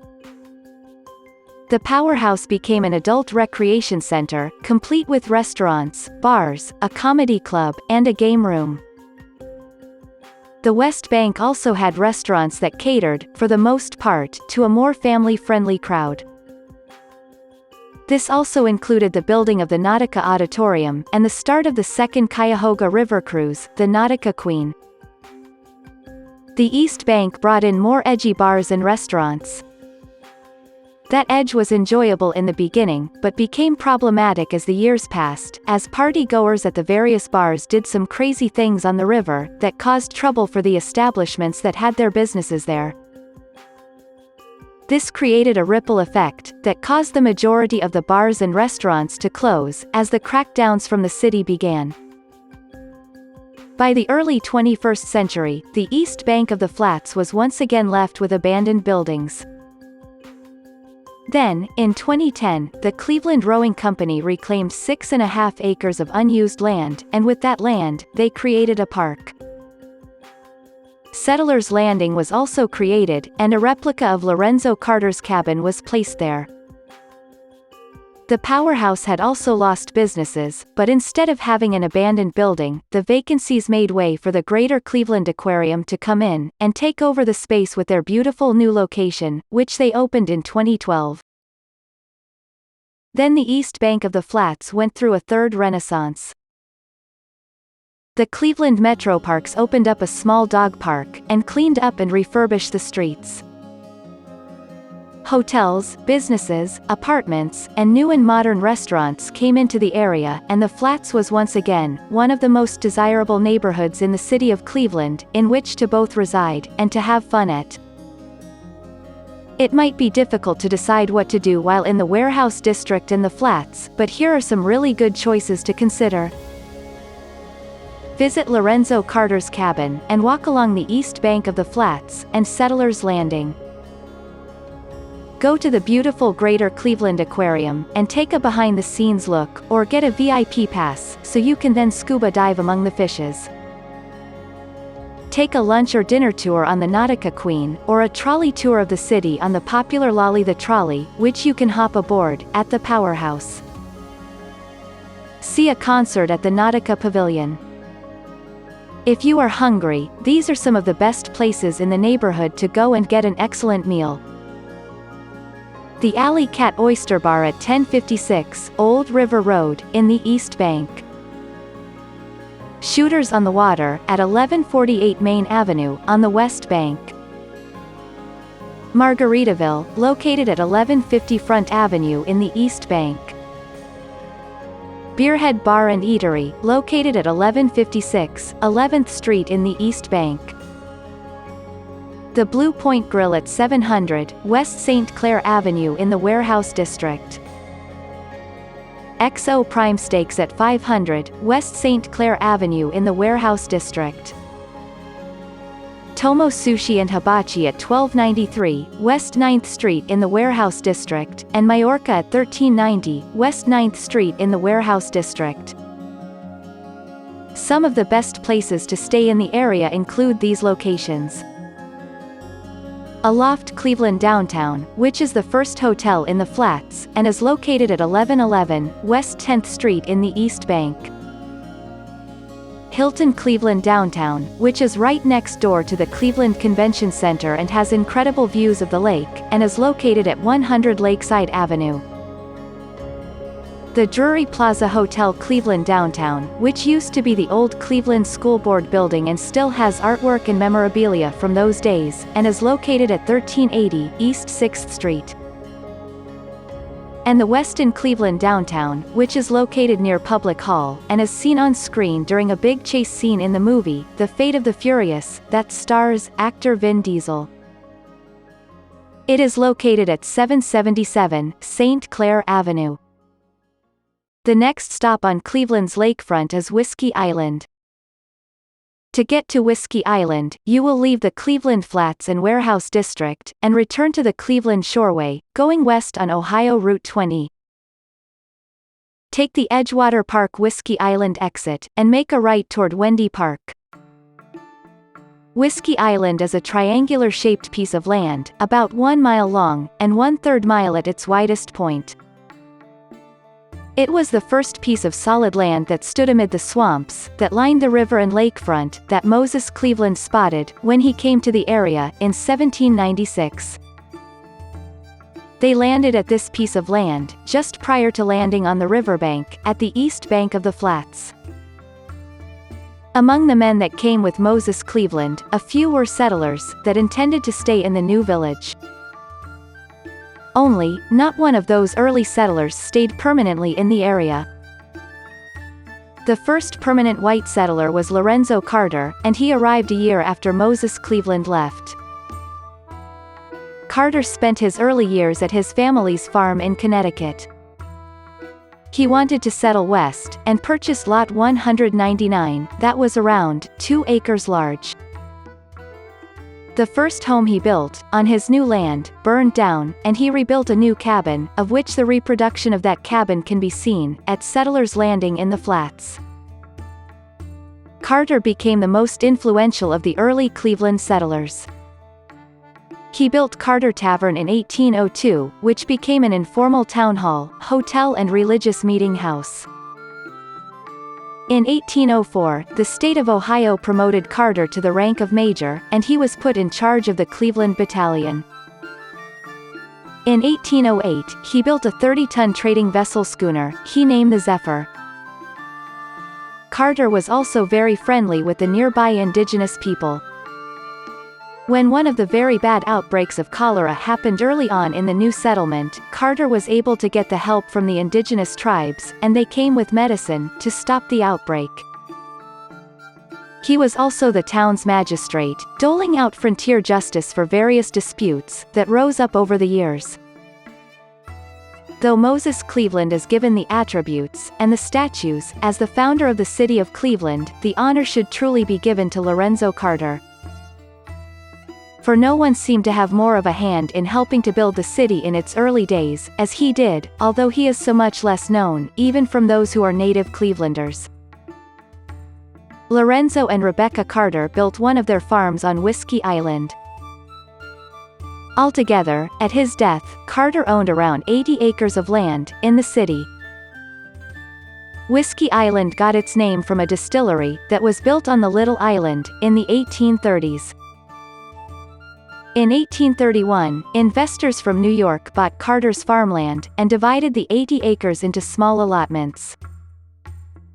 On that land, they put in docks, and manufacturing, and they created 22 streets. In 1832, another, even more devastating, outbreak of cholera overcame the city. Cleveland put a hospital on Whiskey Island to help with that epidemic. When you view Whiskey Island from the vantage point at Wendy Park, you will see the Cleveland West Breakwater Lighthouse. This lighthouse is the third lighthouse in the city of Cleveland. This lighthouse was built in 1911, and is still an active Coast Guard station, which makes it off-limits to the general public. But the view you get of the lighthouse from Wendy Park is quite spectacular. Whiskey Island and Wendy Park comes to life in the summer months, with outdoor concerts, and a variety of festivals. One of the more popular festivals held here is the Burning River Festival, which recently commemorated the 50th anniversary of the last, and most famous, Cuyahoga River Fire. Next to Whiskey Island and Wendy Park, is Edgewater Park Cleveland Lakefront Metro Park. Edgewater Park encompasses over 130 acres of land, and overlooks 6,000 feet of shoreline. The park is divided into an upper, and a lower section. The grounds for Edgewater Park was purchased by the city of Cleveland during the height of Cleveland's golden era, in 1894. The purchase was funded by Cleveland's great industrialists. Edgewater Park was a little respite in the city for Cleveland's residents. It had bathhouses, a pavilion, baseball diamonds, and numerous picnic and playground areas.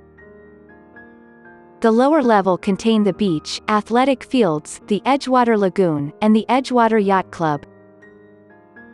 It was also where the city's 4th of July celebrations were held. Edgewater Park was always a fun place for the city dwellers to spend their summer days, but it did have many problems as the years passed. When the western section of the shoreway was put in, it destroyed much of the park's land. In the 1960s to the 1980s, Edgewater Park fell into disrepair when it became a lakefront state park. But over the last few years, it has gone through a remarkable renovation when the Cleveland Metroparks took it over from the state of Ohio. Edgewater Park now features 6,000 feet of shoreline, a dog and swim beaches, boat ramps, and the Edgewater Fishing Pier that is 200 feet long and is all accessible. The Edgewater Nature Shop rents stand-up paddleboards, umbrellas, lounge chairs and cabanas. They also sell refreshments, snacks, apparel, and gifts. In the stunning beach house, you can relax near the fireplace, or order beachside fare, and enjoy one of the lovely sunsets that really make the beach shine. And don't miss the upper section of Edgewater Park. This part of the park is where you will find one of the first picnic shelters of Edgewater that was built in 1910. There is also stunning views of Lake Erie. Here, you will also find one of the more popular Cleveland script signs, where you can take some more great photos of Lake Erie and the Cleveland skyline. As you leave Edgewater Park, you will drive on Lake Avenue. Lake Avenue is an avenue of historic brick apartments and magnificent homes. From the city of Cleveland, you will enter the city of Lakewood, Ohio. Lakewood is an entering suburb of Cleveland, and was considered a streetcar suburb back in the early 20th century. Like the other cities of Northeast Ohio, Lakewood is part of the Western Reserve. Before the white settlers came, it was populated by the Ottawa, Potawatomi, Chippewa, Wyandot, Munsee, Delaware and Shawnee tribes, all of which were pushed westward following the Treaty of Fort Industry on July 4, 1805. The first white residents to settle in Lakewood were James Nicholson, Jared Kirtland, and Mars Wagger, all of whom have streets named after them. The Nicholson House is now part of the Lakewood Historical Society. Most of the early settlements were located on Detroit Road in Lakewood. These large farms and estates stretched from Detroit Road all the way to Lake Erie. In 1883, natural gas was discovered on the land. This brought in oil wells to the area, and the wells dotted the landscape of Lakewood for a time. The oil wells, then, brought in more industry. With all of this, the population of Lakewood grew significantly. The industry is what made Lakewood a streetcar suburb.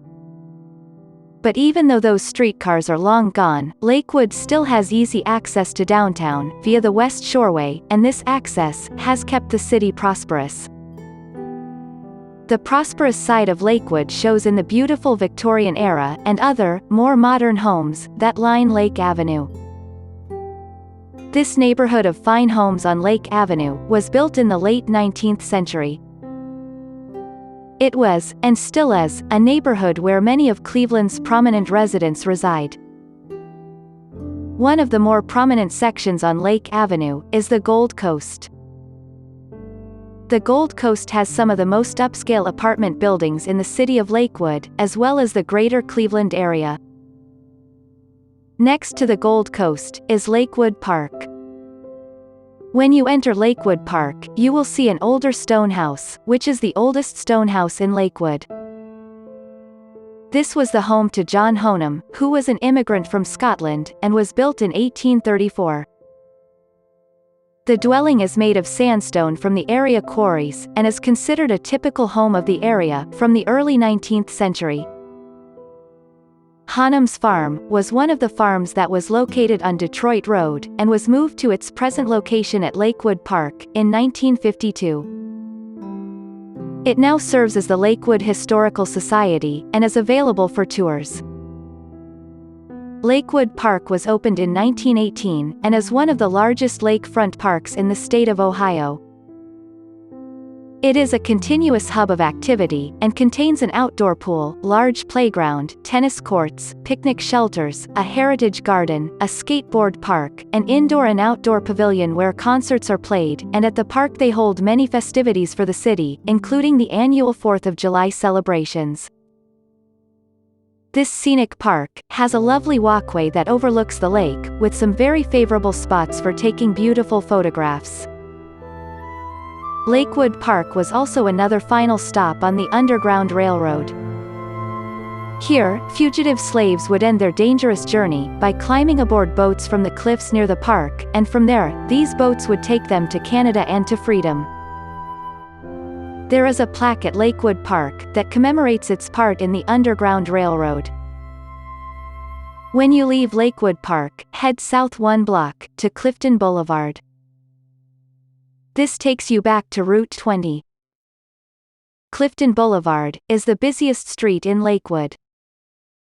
It is lined with big trees, and has beautiful brick apartments and lovely multi-family homes. The street was also recently popularized in the recent hit comedy, Hot in Cleveland, as the characters on the show lived in a multi-family dwelling on Clifton Boulevard. Clifton Boulevard will take you into Rocky River, Ohio, which is the next city on the tour. Rocky River was incorporated as a village in 1903. The boundary of the cities of Rocky River and Lakewood is marked by the deep gorge of the Rocky River.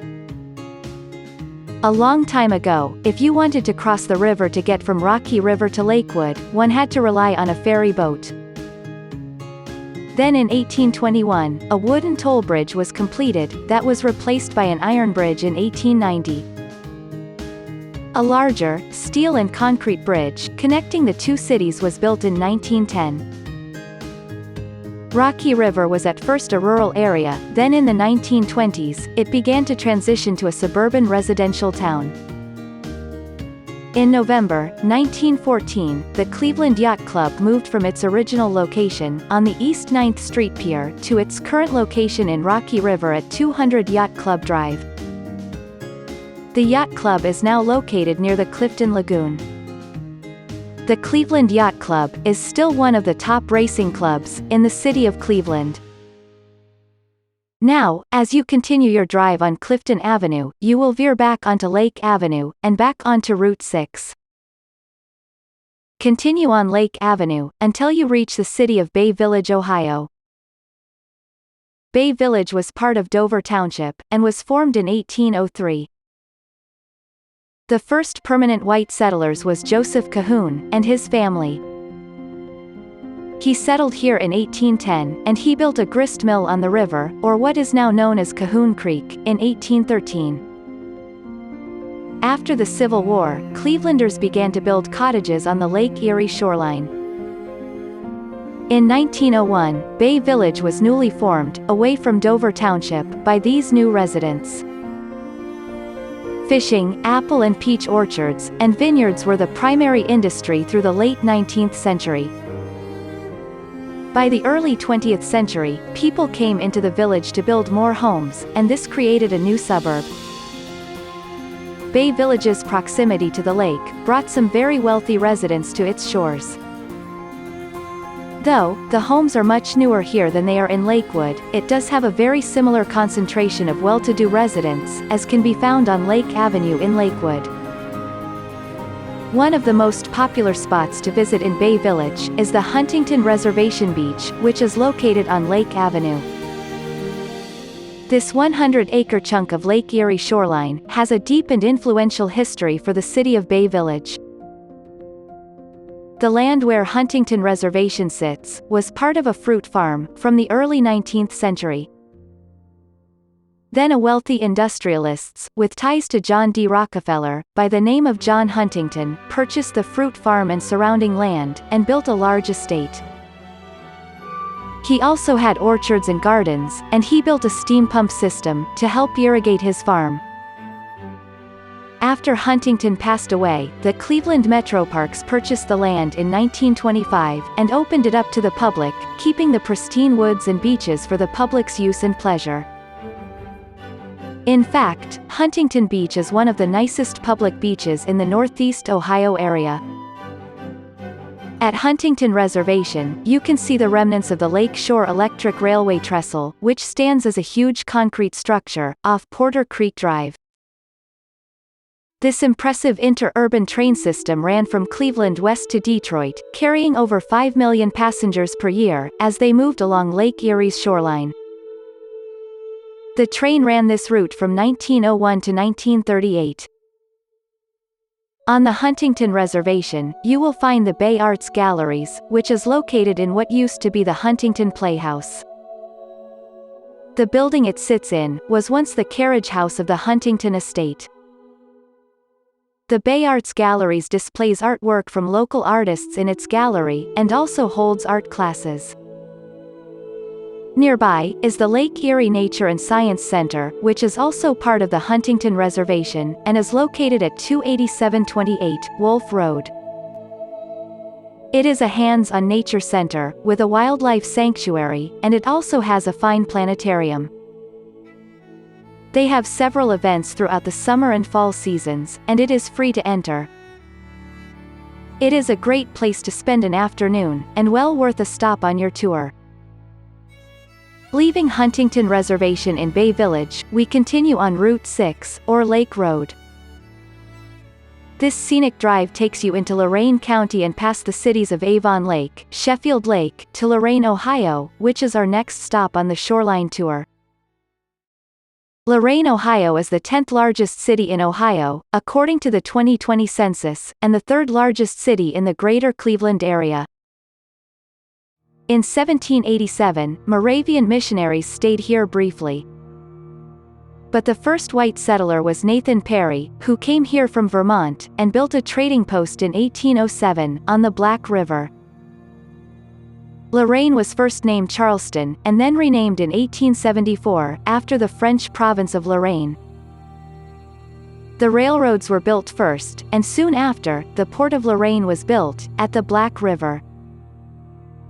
The city of Lorain shipped out iron ore, for the steel industry in the Great Lakes. Like the other shoreline towns of Lake Erie, the steel industry made a big impact on Lorain's growth.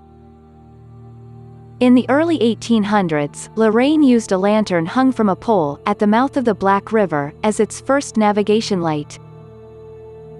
In 1836, they built a cylindrical tower, with a lantern room, at the outer end of the pier. It was fueled by whale lard oil, and used 15-inch reflectors. Though unassuming, the beacon from this light shone brightly enough to be noticed by author Charles Dickens as he sailed from Sandusky to Cleveland, in 1841. In 1855, they rebuilt the light at the Black River. That light remained in service until 1875, when a third lighthouse, with a keeper's house, was built. This became Lorain's permanent lighthouse, and had only a few adjustments made to it, throughout the years.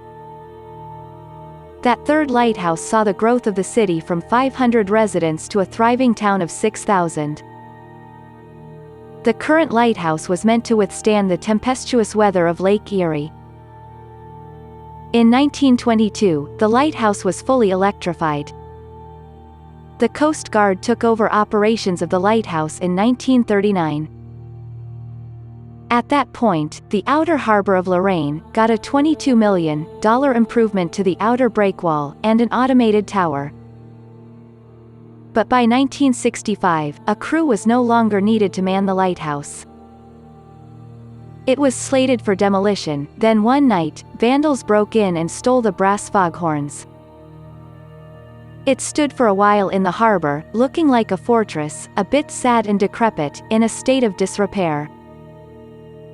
But then, a large group, that included the Lorraine Historical Society, stepped in, and organized the effort to save the lighthouse. With some strong negotiations, the Coast Guard turned the lighthouse over to the General Services Administration, in 1973. They looked to sell it to a non-profit organization, to use the lighthouse, for historical purposes. But ultimately no buyer was found, and the Lorraine Historical Society was given the deed to the lighthouse for only $1. The following year, the Lorraine Lighthouse was placed on the National Register of Historic Places. The lighthouse restoration project started up with the help of funding from individuals and local companies, and this included a Pounds for Pennies campaign, that was enthusiastically conducted by local school children, wanting to be part of the preservation process. The Army Corps of Engineers restored the lighthouse, and they stabilized the foundation. In March 2014, a new lens was placed in the restored lighthouse, and is one of the few lenses manufactured by an American company, the Macbeth Evans Glass Company of Pittsburgh. The Lorraine Lighthouse is the jewel of the port. It has been voted the best Lake Erie lighthouse, and faithfully guards the entrance to the inner harbor, and stands as a monument to the community, which worked hard to preserve it. The Lorraine Lighthouse conducts tours in the summer months. The tours depart every 45 minutes. They also have sunset dinners. These sunset tours can give you another magnificent photographic opportunity. The lighthouse is located at Route 6 west to Colorado Avenue, then go on Colorado Avenue to Lakeside Avenue. The lighthouse sits at the end of the pier that is next to Lakeview Park. Lakeview Park is located on 1800 West Erie Road. Lakeview Park is known for its historic Rose Garden. The Rose Garden at Lakeview Park was originally dedicated on May 30, 1932, and was sponsored by 17 community organizations including the Rotary Club. The shape of the garden is actually the Rotary Club emblem. Approximately 2,500 roses are planted in 48 beds, with connected walkways. Lakeview Park is also known for its iconic Easter basket. The basket was built of concrete by mechanic David Shucate in 1937, and it has been a symbol of the park for generations. If you are spending a little time in Lorraine, then you might want to take a charter fishing trip to catch some walleye. Or visit the Lorraine Historical Society Carnegie Center, which is located at 329 West 10th Street. Getting hungry? Try some Lake Erie perch and lobster bisque at Jackalope Lakeside, located at 301 Lakeside Avenue. Or for good food with a lovely view, you will want to try the Rose Café Lakeview Beach, located at 1800 West Erie Avenue. As you leave Lorraine, continue on Route 6, driving through the community of Elyria, Ohio, and head into the city of Vermilion. Entering Vermilion, you will surely notice how the town resembles a New England seaside village, which was the intention of the townsfolk. The village took its name from the nearby Vermilion River, and was incorporated in 1837.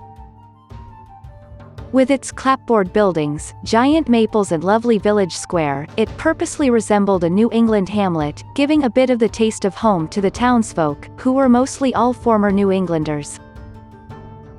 Vermilion's main industry was shipbuilding and fishing. Vermilion was never able to compete with the larger industrial cities in the region. But from the early 20th century, it became known as a resort community, with its recreational boating, beaches and cottages. Vermilion was once known as the village of lake captains, as many of its beautiful homes were residences of the captains of Lake Erie vessels. While in Vermilion, the place to see is the Harbortown Historic District, which is located downtown at Liberty and Main Streets. The shops and structures along these streets bear historic plaques that tell the story of Vermilion's past. The Vermilion Lagoons, which is located on the east side of the Vermilion River, is one of the first planned residential neighborhoods on the water, in the entire country. The construction for this community started in 1928. The Vermilion Lighthouse is located at 480 Main Street. The lighthouse sits at Main Street Beach, and is a fairly recent addition. It is a replica of the older lighthouse, that was built in the 1840s, and this replica was dedicated in 1991. For 63 years, prior to the rededication, Vermilion was actually without a lighthouse. Yet this replica lighthouse can provide some excellent photographic opportunities. If your stomach is rumbling, and you are looking for a light meal and possibly a glass of wine, cider or beer, then you will want to stop at Paper Moon Vineyards, located at 2008 State Road. The Paper Moon Vineyards not only serves a variety of alcoholic beverages and light meals, but also has live music, on Fridays and Saturdays. For a more formal meal of fine French cuisine, you will most definitely want to eat at Chez François Restaurant. This popular and highly recommended restaurant is located at 555 Main Street. Vermilion also has some very interesting places to rest your head for the night. These include the Old Vermilion Jailhouse, which is a bed and breakfast in a restored 1910 jailhouse, and is walking distance to all the popular attractions in town. Or you can stay at one of the historic Captain's Homes of Vermilion, at Captain Montague's Bed and Breakfast. This historic, and award-winning accommodation, is located at 229 Center Street. Our next location on the Shoreline Tour, is Huron, Ohio. To get to Huron, you will continue straight on Route 6 West, this becomes Cleveland Road East, and then you will drive to Main Street. Go north on Main Street to the Huron Pier and Lighthouse.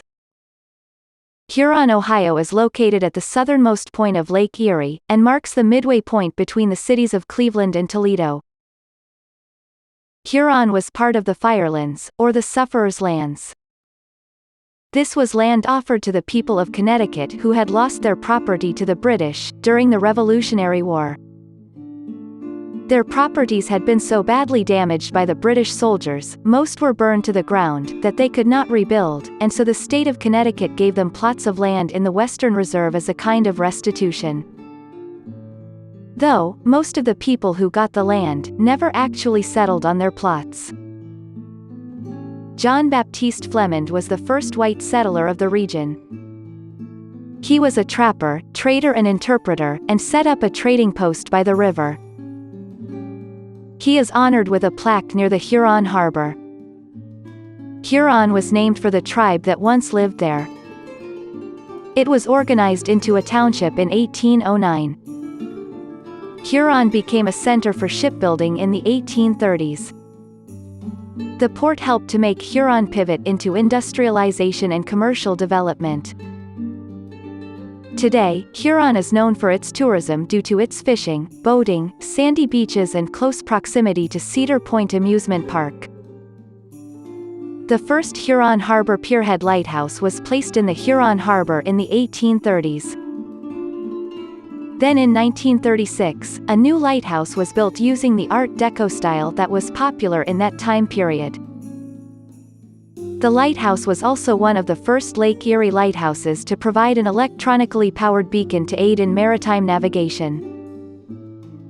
Its light can be seen over a 12-mile radius. One of the best locations to see the Huron Lighthouse is Nickel Plate Beach. Nickel Plate Beach is located off Tiffin Avenue and Nickel Plate Drive. At the beach, you can rent paddleboards, kayaks, large float devices and beach gear. It is a large, and very sandy beach, perfect for swimming and other aquatic activities. You can reach the lighthouse by foot, by walking along the mile-long fishing pier which is located at the end of North Main Street. Besides hiking, the pier is used for fishing and birdwatching. In fact, the pier is designated as one of Ohio's hot spots for birdwatching. Before you enter the mile-long pier, you will be at the Rotary Centennial Park. This beautiful, scenic park overlooks Lake Erie, with great views of Cedar Point Amusement Park in the distance, and is considered the best spot in Huron to watch the sunset. For a little change of pace, a nice place to stop for a quiet hour, is the James H. McBride Arboretum, which is at the Firelands campus of Bowling Green State University, located at 1600 Booz Road in Huron. The area where the Arboretum sits, used to be a cornfield, and is now a horticultural landscape gem. It comprises 59 acres, with walking paths, hiking trails and a lake dotted by beautifully landscaped gardens, that enable you to experience the tranquil quality of nature at her finest. Near the McBride Arboretum, is Sawmill Creek Resort. It is located at 400 Sawmill Creek Drive, directly off of Route 6. Sawmill Creek Lodge opened in September 1972. A group of Cleveland investors wanted to create a resort on Lake Erie that could be used year-round. The convention center became a popular place for businesses to bring their employees, and also for many conventions and events. It attracted several important events over the years, including the Democratic Governor's Caucus in 1973. The close proximity of the resort to Cedar Point Amusement Park, along with its own sandy beach, 18-hole golf course, recreational activities, indoor and outdoor pools, restaurant and saloon, makes this resort a popular and attractive place to stay and to play. Sawmill Creek is located right next to another wonderful find in Huron, the Sheldon Marsh State Nature Preserve. The Nature Preserve is located at 2715 Cleveland Road West. This extraordinary nature preserve includes 472 acres of coastal wetlands, with trails that surround the wetlands. It also includes many wildflowers, and over 300 bird species. Plus, it is said that the squirrels and some of the other animal occupants of the preserve seem to enjoy approaching the visitors, and are quite friendly. Leaving the preserve, we go back to Route 6 to enter into Sandusky, Ohio. Sandusky, Ohio is the county seat for Erie County. The name Sandusky means at the cold water, and this is part of the Wyandot language. It was founded in 1817, and was originally called Portland. It was made the county seat in 1838 when the city started its growth. By 1846, around 3,000 people resided in town. It became an important harbor on Lake Erie with the development of shipping, and the Mad River and Lake Erie Railroad. Both made Sandusky an important economic center. In the 1840s and 1850s, Sandusky was a crucial stop on the Underground Railroad. Many of the town's residents assisted the fugitive slaves in their search for freedom. After the Civil War, industry flourished in Sandusky. In 1886, the residents of the town could boast that they were the leading manufacturer of wooden wheels in the entire United States. That same year, Sandusky became the home to the Ohio Soldiers' and Sailors' Home, and the Ohio State Fish Hatchery, both of which are still a part of the area. In 1837, it was decided that a lighthouse would be put up near Cedar Point, to mark the entrance to Sandusky Bay. The first lighthouse was placed on the eastern edge of the bay. It was replaced by a larger limestone lighthouse in 1862. The light was used for navigation until 1909, and was located atop the keeper's 6-room home. When it stopped being used as a lighthouse, it was then used by the federal government as a buoy depot, a radio beacon station, and a search and rescue boat station. The Coast Guard transferred out from the lighthouse in 1975, and Cedar Point Amusement Park acquired the structure in 1999. In 2001, it opened up as part of a vacation cottage development. The Cedar Point Peninsula in Sandusky was named for its abundance of cedar trees. In the 1860s, during the Civil War, the tip of the peninsula was used to house a battery of 4 artillery pieces. These were used to defend a prison for Confederate soldiers on nearby Johnson's Island. Louis Zistel, a German immigrant, built 2 boats to transport the prisoners. In 1870, Zistel began to ferry locals to Cedar Point Peninsula. He charged 25 cents per person to ride from Sandusky to Cedar Point on his boat, called the Reindeer. This ferry boat ride is marked as the beginning of commercial tourism at the Cedar Point Peninsula, and so the year 2020 marks the 150th year of that milestone. In 1882, 2 gentlemen, Benjamin Donnell and Captain William Slackford, leased land on the peninsula. They built 8 new bathhouses, a dance hall, and wooden walkways on the beach. Steamboats provided transportation to the new recreation site. They found early success with this venture, and continued to expand the offerings to their visitors each year, adding picnic tables and a new baseball diamond. In 1888, they entered into a more lucrative partnership with Adam Stoll and Louis Adolph, who own land at Cedar Point, along with other investors who provided capital. And together, this group of men constructed a grand pavilion that included a 2-story theater, concert hall, bowling alley and a photographer's studio. The building was recognized for its unusual architecture, and still stands at the amusement park, located near the entrance to the beach. The first amusement ride at Cedar Point opened in 1890. It was a water toboggan ride, that consisted of a ramp that launched riders into Lake Erie. Electricity was installed at Cedar Point in 1891. The first roller coaster, the Switchback Railway, opened the following year. The Switchback Railway stood 25 feet high and had a top speed of 10 miles per hour. It had 2 side-by-side tracks, one for the ride down and the other for the train to be hauled back to the top by the attendant. In 1897, representatives of the Lake Erie and Western Railroad purchased the peninsula and formed the Cedar Point Pleasure Resort Company. The company appointed George Beckeling, a businessman from Indiana, to be the park's new manager. Under his tenure, the peninsula transformed from a picnic ground into a nationally recognized amusement park and resort destination. Beckeling introduced several new roller coasters, rides and attractions. As the park was for the most part in a swamp, mosquitoes were a constant problem.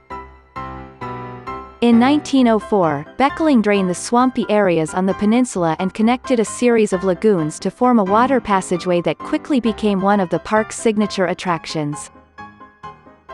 Beckeling opened the historic Hotel Breakers in 1905.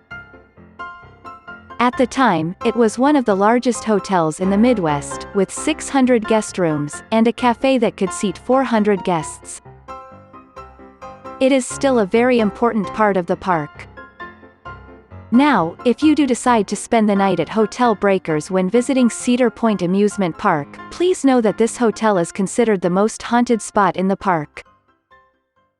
And Cedar Point does have its share of haunted locations throughout. Employees and guests, alike, have experienced spirits at some of these locations in Hotel Breakers. The first place is TGI Fridays Restaurant. Guests have seen pictures at the restaurant move on the wall on their own. The Hotel Breakers Ballroom, where guests have seen spirits dancing. The balcony, where guests have felt a presence following them when they look over the balcony to the ground below.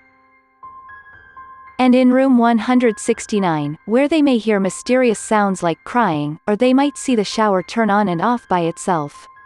What more could you expect from a very revered and elegant hotel with a great deal of history, but to have a little of the supernatural attached to it? In 1906, Beckeling built the Coliseum. This grand structure still sits on the Midway, and is where the main arcade is located.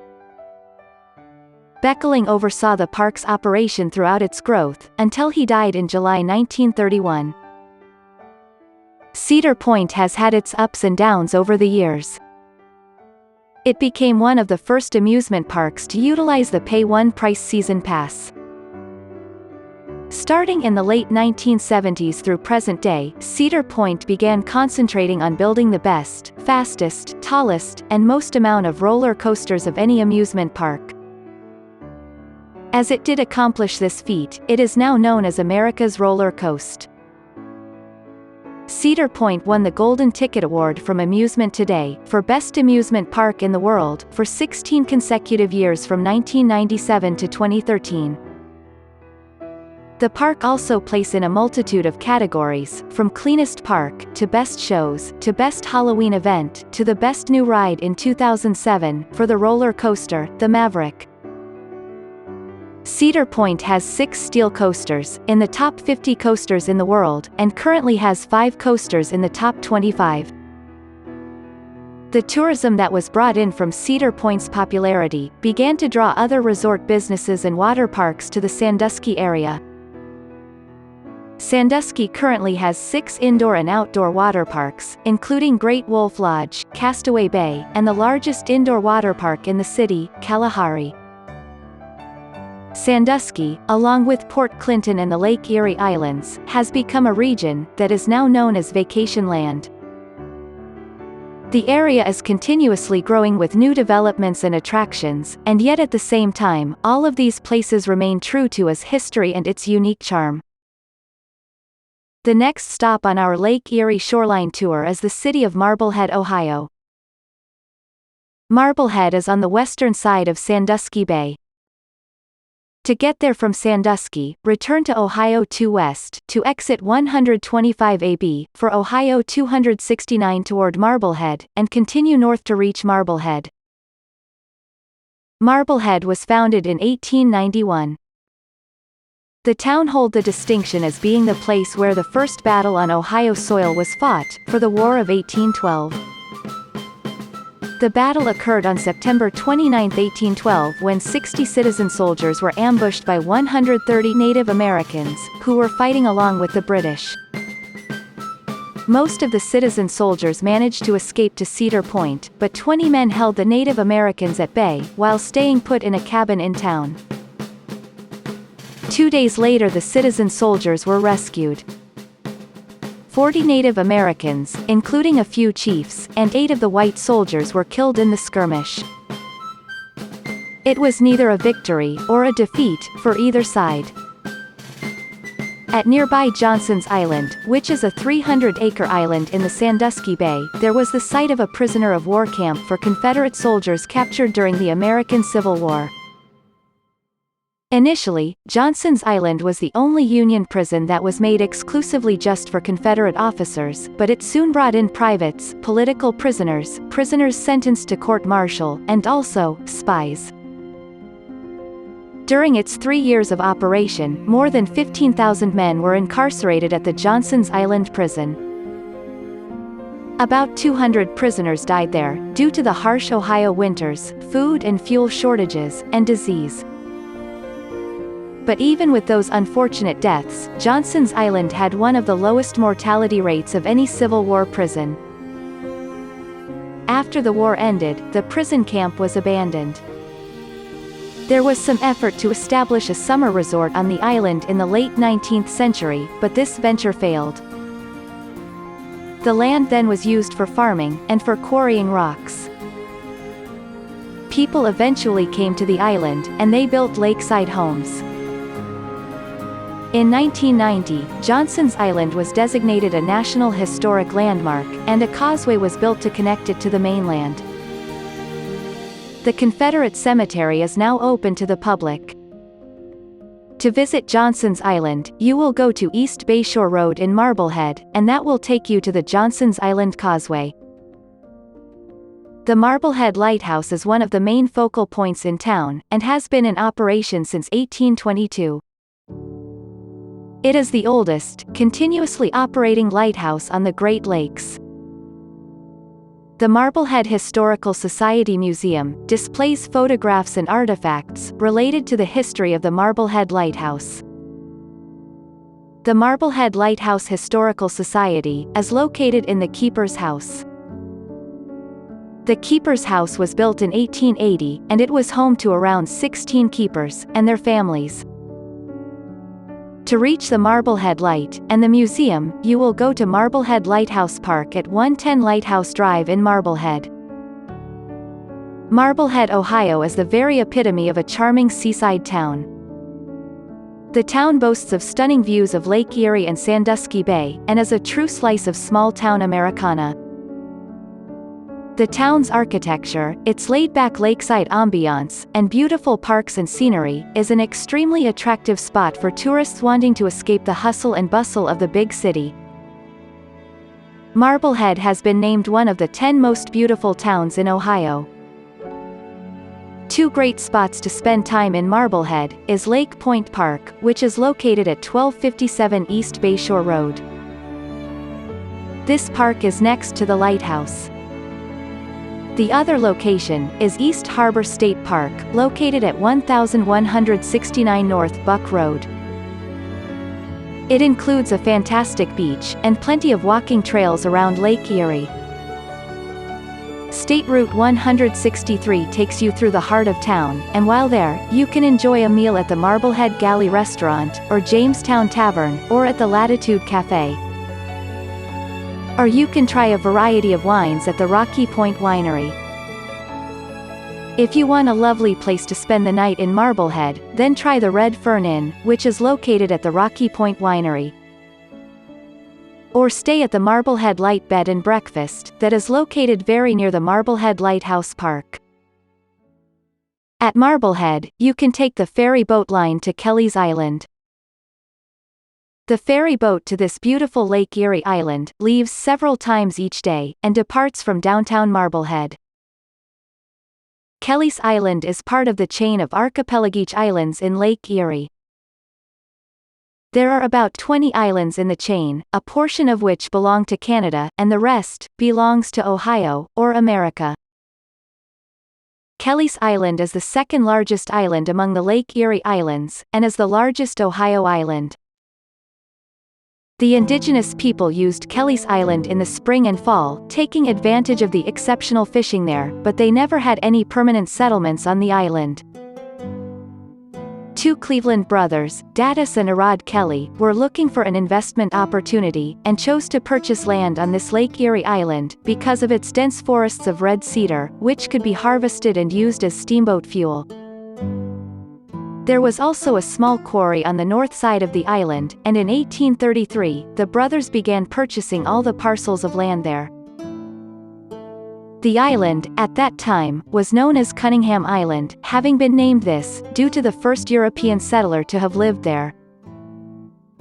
The name of Kelly's Island was formalized, when the island became a township, in 1840. Arad Kelly returned to Cleveland, but his brother Datus remained on the island, and he built a small, but close community.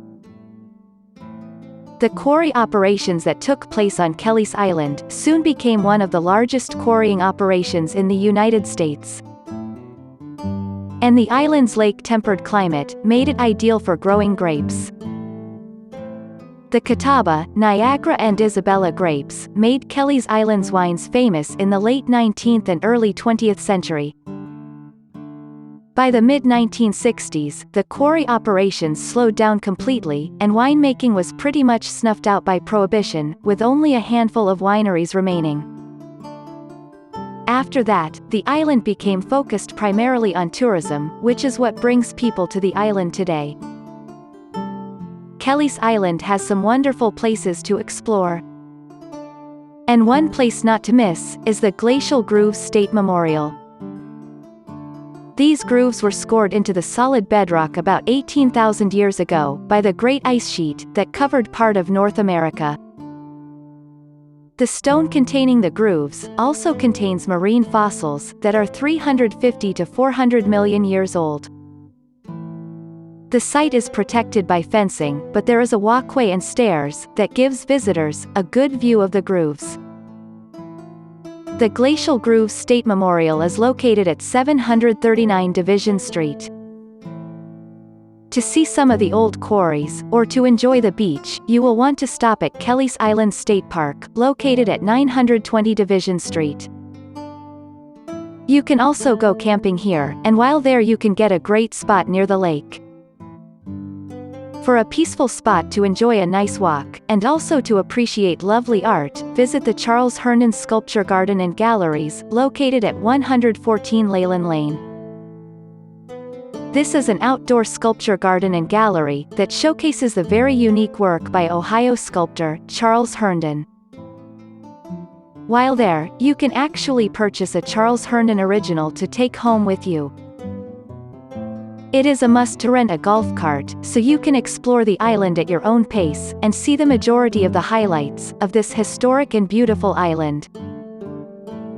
Kelly's Island is a great place to visit, whether you just want to see it for the day, or stay overnight. Continuing our island hopping, you will want to take the Jet Express ferry from Kelly's Island to downtown Put-in-Bay, or also known as South Bast Island. Like with Kelly's Island, South Bast was a known hunting and fishing ground for the indigenous people. The evidence of their time on the island was discovered through various excavations, where they found many arrowheads, stone axes and other hunting and fishing implements. Put-in-Bay got its name when an unidentified group of explorers sailed among the islands, charting them. When they came upon South Bast Island, the shape of the harbor reminded them of a bag of pudding, so they called it Pudding or Put-in-Bay. Put-in-Bay was also included in the tract of land claimed by Connecticut as part of the Western Reserve. The first white settler to live on Put-in-Bay was Seth Dunn. He brought a number of laborers with him, and together they cleared 100 acres of land, and planted wheat, in the summer and fall of 1811. But his effort to settle the land at Put-in-Bay was put to an abrupt halt, with the coming of the War of 1812. While his workers were busy threshing grain, British soldiers invaded the island in the fall of 1812, and they drove the workers off, destroying the remainder of the crop. During the War of 1812, the surrounding Lake Erie Islands of Ohio, especially Put-in-Bay, were the scene of many skirmishes and battles. Americans suffered a series of humiliating defeats at the outset of the struggle. But the turning point of the war in the Old Northwest came with Oliver Hazard Perry's victory over the British fleet, in the Battle of Lake Erie, in September 10, 1813. This naval victory made it possible for General William Henry Harrison, the future president, to invade Canada and defeat the British and Indians at the River Thames, in October 1813. Both sides used the island of Put-in-Bay during the war. The caverns on the island was used as a place to store food and military supplies. A well-known quote came from this battle, when Perry wrote to Harrison after his victory, "We have met the enemy, and they are ours." The famous flag, with the words, "Don't give up the ship," was also made famous from the Battle of Lake Erie. After the War of 1812 concluded,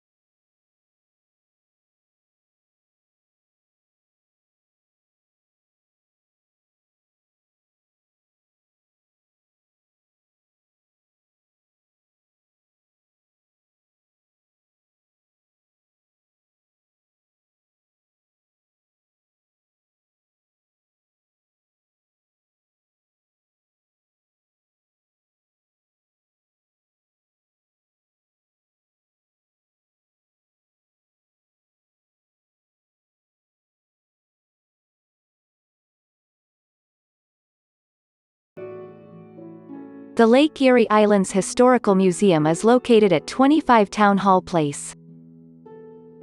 The Historical Museum preserves the fascinating history and traditions of Put-in Bay and the surrounding islands.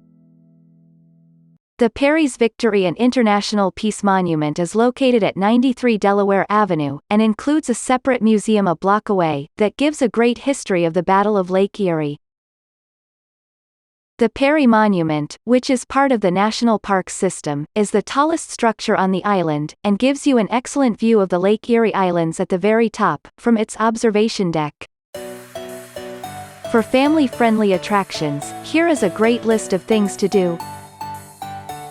Perry's Cave and Family Fun Center, Lake Erie Islands Nature and Wildlife Center, War of 1812 Miniature Golf, Adventure Bay Amusement Park, Put-in Bay Raceway, Kimberly's Carousel, The Tour Train, Duravera Park and Playground, the South Bend Chocolate Cafe and Museum, the Butterfly House at Put-in Bay, Crystal Cave, and the Antique Car Museum. Adult activities are also very numerous, and here are some that you might enjoy. Golf cart rentals, the Put-in Bay Winery, the Put-in Bay Rolling Pub, Bay Paddleboarding, Put-in Bay Helicopter Rides and Biplane Rides, Put-in Bay Charter Fishing, and Char Tom Sport Fishing Charters. The Wharfside, Saunders Resort Golf Course, Put-in Bay Parasail, Heinemann Winery Tours, Jet Skiing and Kayaking, plus the exciting bar and restaurant scene downtown, that is really the highlight of the island. In fact, there is just so much to do at the island, you may have to really take time to explore all that appeals to your interest, as it can be overwhelming. But you definitely will not be disappointed by either spending a day, or even a week at Put-in Bay, and the other Lake Erie Islands. Returning to the mainland from Put-in Bay, the ferry will drop you at Catawba Island. Catawba Island is not actually an island, but rather, a peninsula. To reach it from the mainland, you will drive on Ohio 2 west to exit 124, to Ohio 53, and continue north to Catawba Island. Many generations of indigenous people hunted, trapped and fished along the shoreline, but they left few traces of their long residence on Catawba Island. And like with the rest of the Northeast Ohio area, the French fur traders were the first to arrive, followed later by white settlers from New England. Then during the War of 1812, General Harrison had men stationed on Catawba Island to prevent possible British invasion. Some of these men settled at Catawba Island after the war. The first half of the 19th century, this part of Ohio was still the frontier. The fertile farm and good climate brought many settlers to this part of the shoreline. In 1861, Catawba Island Township was named for the variety of grapes that were grown here. Starting in 1840, commercial fishing of whitefish quickly became a profitable industry. The fishing industry flourished for many years, until it went into a severe decline in the 1950s. The reason for the decline is attributed to pollution, and overfishing, along with an invasion of the sea lamprey, all of which seriously stressed the population of whitefish in the area. Now, very few commercial fishing boats remain, but the sport fishing industry continues to grow. The conditions of the lake have also improved over the years. Grape growing became an important part of Catawba's economy. The first commercial grape business was started in 1860. By 1871, there were 345 acres of vineyards. The wine industry is no longer a major industry in Catawba. Now, Catawba Island is a very popular summer destination. The shoreline, and surrounding streets, are filled with summer cottages and vacation homes. The Catawba Island State Park is a lovely park with a nice boat and fishing pier, and has a rocky shoreline. It is a great place to have a picnic lunch, to take a walk along the shoreline, and to come and watch the sunset. Catawba Island is best known for the Miller Ferry, where you can get the ferry to Put-in-Bay. It is located at 5174 East Water Street. The Miller Ferry travels to both Put-in-Bay and Middle Bast Islands. They offer the most trips to the islands, the lowest fares, free parking, and the ability to take your car to the islands. Down from the Catawba Island Peninsula, and right next door, is Port Clinton, Ohio. Port Clinton was established in 1828. The town was named after DeWitt Clinton, the governor of New York, who was instrumental in creating the Erie Canal.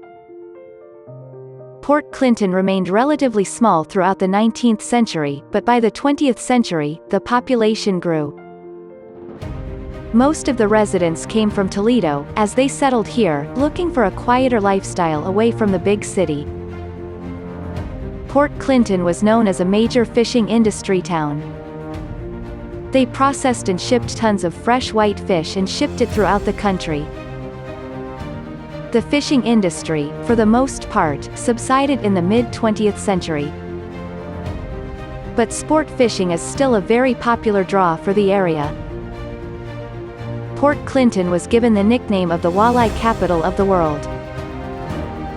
Port Clintonites revel in this title, as on every New Year's Eve, they have the annual walleye drop in downtown Port Clinton, which is similar to the ball drop in Times Square, and just as famous, at least, in this area. Port Clinton is part of the Lake Erie communities, of Erie and Ottawa counties, that is known as Vacation Land. The Port Clinton Lighthouse is a very popular draw for the city. It was built in 1896, and was placed at the entrance of the Portage River. It remained active for 56 years, and was decommissioned in 1952. Restoration of the lighthouse began in 2014 by the Port Clinton Lighthouse Conservancy. A replica Lightkeeper's boathouse is located near the lighthouse, and is a museum. It features historical displays and artifacts, the keeper's rowboat, and a gift shop. The lighthouse is located at West State Route 163. The Jet Express ferry boat has several daily trips to Put-in-Bay. It is the fastest and most comfortable ferry service, and docks in both downtown Port Clinton and downtown Put-in-Bay. It is located at 3 Monroe Street. Here are just some of the fun attractions to see, and to do, in Port Clinton. The African Wildlife Safari Park, located at 267 South Lightner Road. This family-friendly attraction includes a popular drive-through safari, that includes such animals as bison, elk, camels, emu, deer, llamas, peacocks, and giraffe. The animals will come up to your car, to snatch a treat from you. You can purchase these treats, and participate in the fun of coming face-to-face, with the large variety of animals, as you make the trek, in this part of the park, with your car. There is also a walk-through safari inside the park, and other animal encounters, including the aviary adventure, where you can feed birds by hand, and also you can take a ride on a camel. Monsoon Lagoon Water Park, located at 1530 South Danbury Road. The water park includes water slides, a raft river, bumper boats, go-karts, a small zoo, and putt-putt golf, among their many activities. The Liberty Aviation Museum, located at 3515 East State Road. This is a newer working museum, that opened in July 2012. It includes various exhibits like a B-25 Mitchell World War II bomber, a Tiger tank replica, 2 World War II PT boats, the World War II service uniform worn by actor Clark Gable, and the 3 screen uniforms worn by the actors who played Colonel Klink, Sergeant Schultz, and Colonel Hogan on the TV show Hogan's Heroes. The Cheesehaven Cheese Shop, located at 2920 East Harbor Road. If you love cheese, this is the place to visit. They sell all kinds of cheese, meats, as well as old-fashioned candy, wine and gifts. This is a great place to take home a treat from Ohio's vacation land.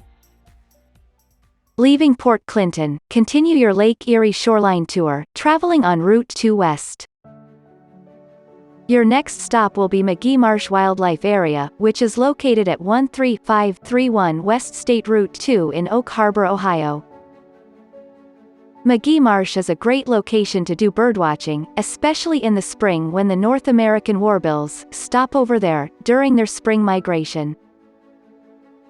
It is a well-known spot for birders and photographers, and people from all over the country make the trip to come to McGee Marsh, and this will be an excellent stop for your journey as well. Another special spot to make a stop at is the Ottawa National Wildlife Refuge, located at 14,000 West State Route 2 West, also in Oak Harbor, Ohio. The Ottawa National Wildlife Refuge is run by the U.S. Fish and Wildlife Service, and was established to provide a habitat for waterfowl and other migratory birds, along with resident wildlife and endangered species. This is an excellent location to view bald eagles. Warblers come here to the refuge on their spring migration, and shorebirds, such as the dunlin, are often seen when the refuge staff lower the water levels in pools, which then provide mudflats during peak migration periods. We now enter Lucas County and Jerusalem Township on Route 2. The next stop on our tour is one of the prettiest state parks in Ohio, the Maumee Bay State Park, located at 1400 State Park Drive in Oregon, Ohio. Maumee Bay State Park is a 1,336-acre park that was developed over an old coastal neighborhood that was devastated by a storm in 1972. It is just a 20-minute drive from Toledo, and boasts of some of the cleanest and prettiest beaches. Maumee Bay has a number of great hiking trails, including a birding trail that goes through the western Lake Erie Marsh Loop. Some of the birds you might see there are bald eagles, great blue herons, egrets, swans and migrating birds. You can also visit the beautiful Maumee Bay Lodge and Conference Center, located at 1750 State Park Road. The lodge includes an 18-hole Scottish Links golf course, tennis and pickleball courts, an amphitheater, indoor pool and kids splash pad, horseshoe pits, and canoe and paddleboard rentals. The Troutman Nature Center at Maumee Bay is located at Park Road 3, in Oregon. This is a state-of-the-art nature center, with boardwalks for hiking, interactive displays inside, a research laboratory, and excellent viewing windows. Maumee Bay State Park is where you can see the Toledo Harbor Lighthouse. The lighthouse sits 5 miles north of the Lake Erie shore, at the Maumee Bay State Park. This very distinctive lighthouse started showing its light in 1903. The lighthouse's architecture resembles a gingerbread house. The lighthouse has guarded the entrance of Maumee Bay for over a century. The lighthouse has been the object of some very interesting tales of the supernatural. It is a mysterious place that was said to have an eerie phantom lightkeeper, who for years was said to beckon to mariners with his mysterious light from an upper-story window.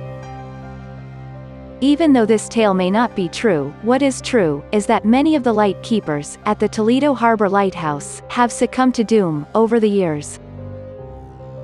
A few were severely injured while on duty, and some fell into trouble, while others fell into despair. There is even the story of the first lightkeeper, who died of pneumonia in the arms of his assistant. The poor assistant was trapped with the corpse for around a week, until harsh weather that kept them stuck at the lighthouse subsided enough to bring the body back to the mainland. That was where the mystery of the lighthouse began. The Toledo Harbor Lighthouse has gone through several renovations over the years. Yet only a few people ever get to visit the lighthouse, but it stands as a prominent focal point and a beacon in the harbor. Toledo has had a very fascinating history. It was once a thick, dense quagmire that for a very long time served impassable to development. It was known as the Great Black Swamp.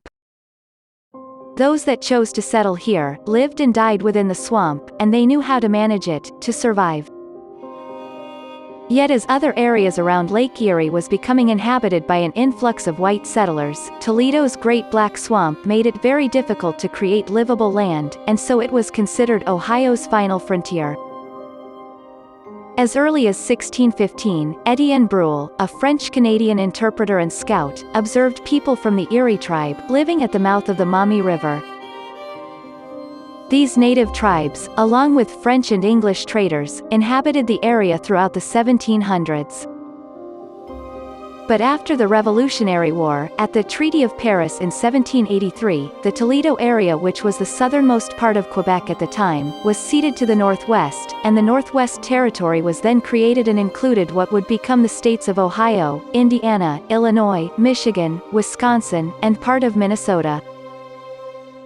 Then, in order to assert U.S. authority over the native tribes that lived in the Ohio and Michigan territories, President George Washington ordered the Army into the Northwest Territory in 1790.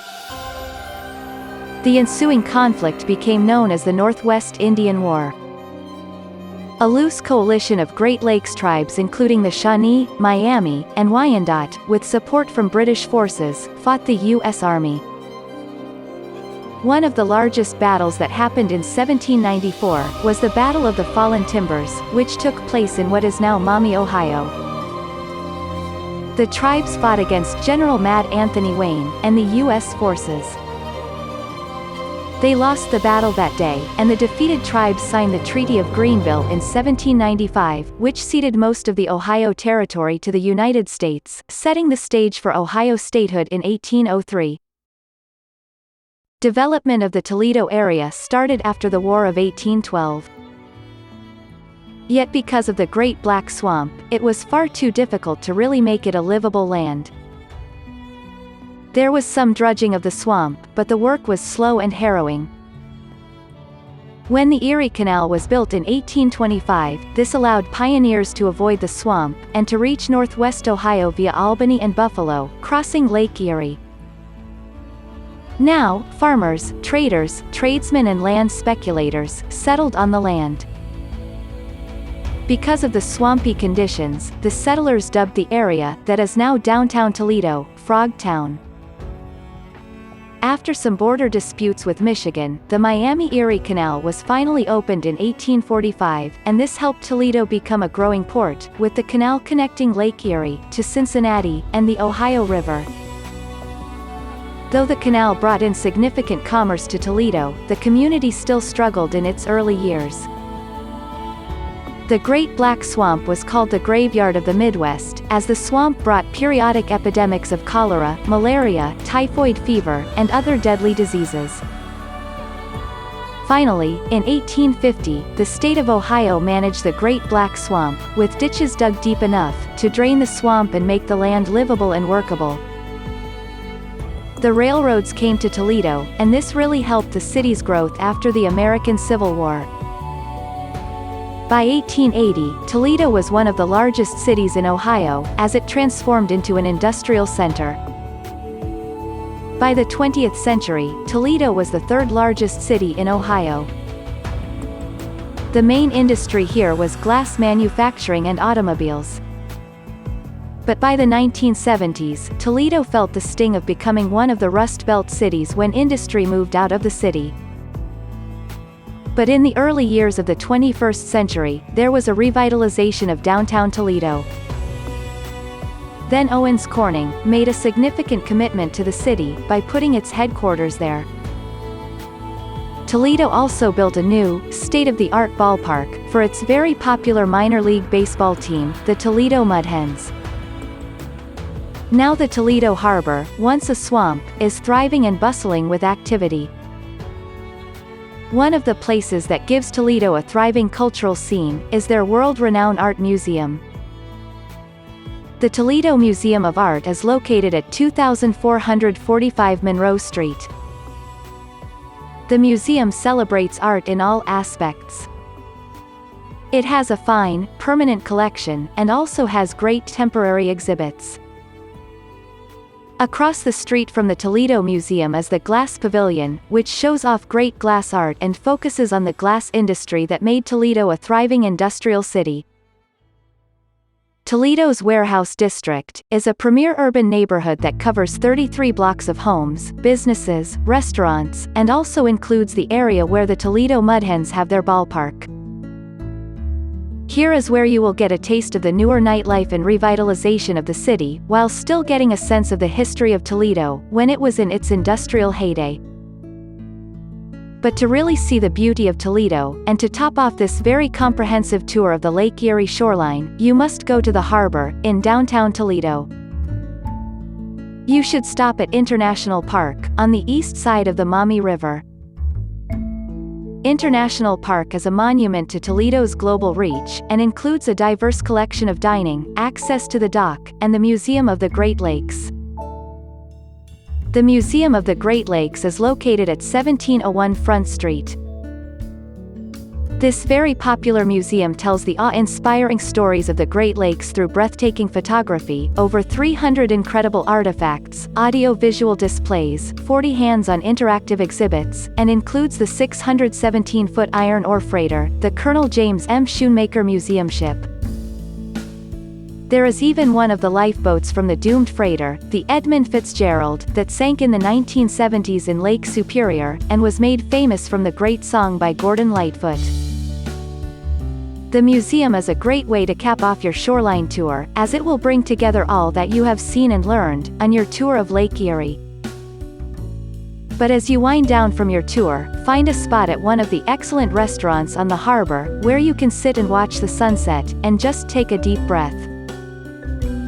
For you will feel the satisfaction of having experienced the incredible sights, the tremendous and vibrant history, the culture, and the magnificent beauty of the Ohio Lake Erie shoreline.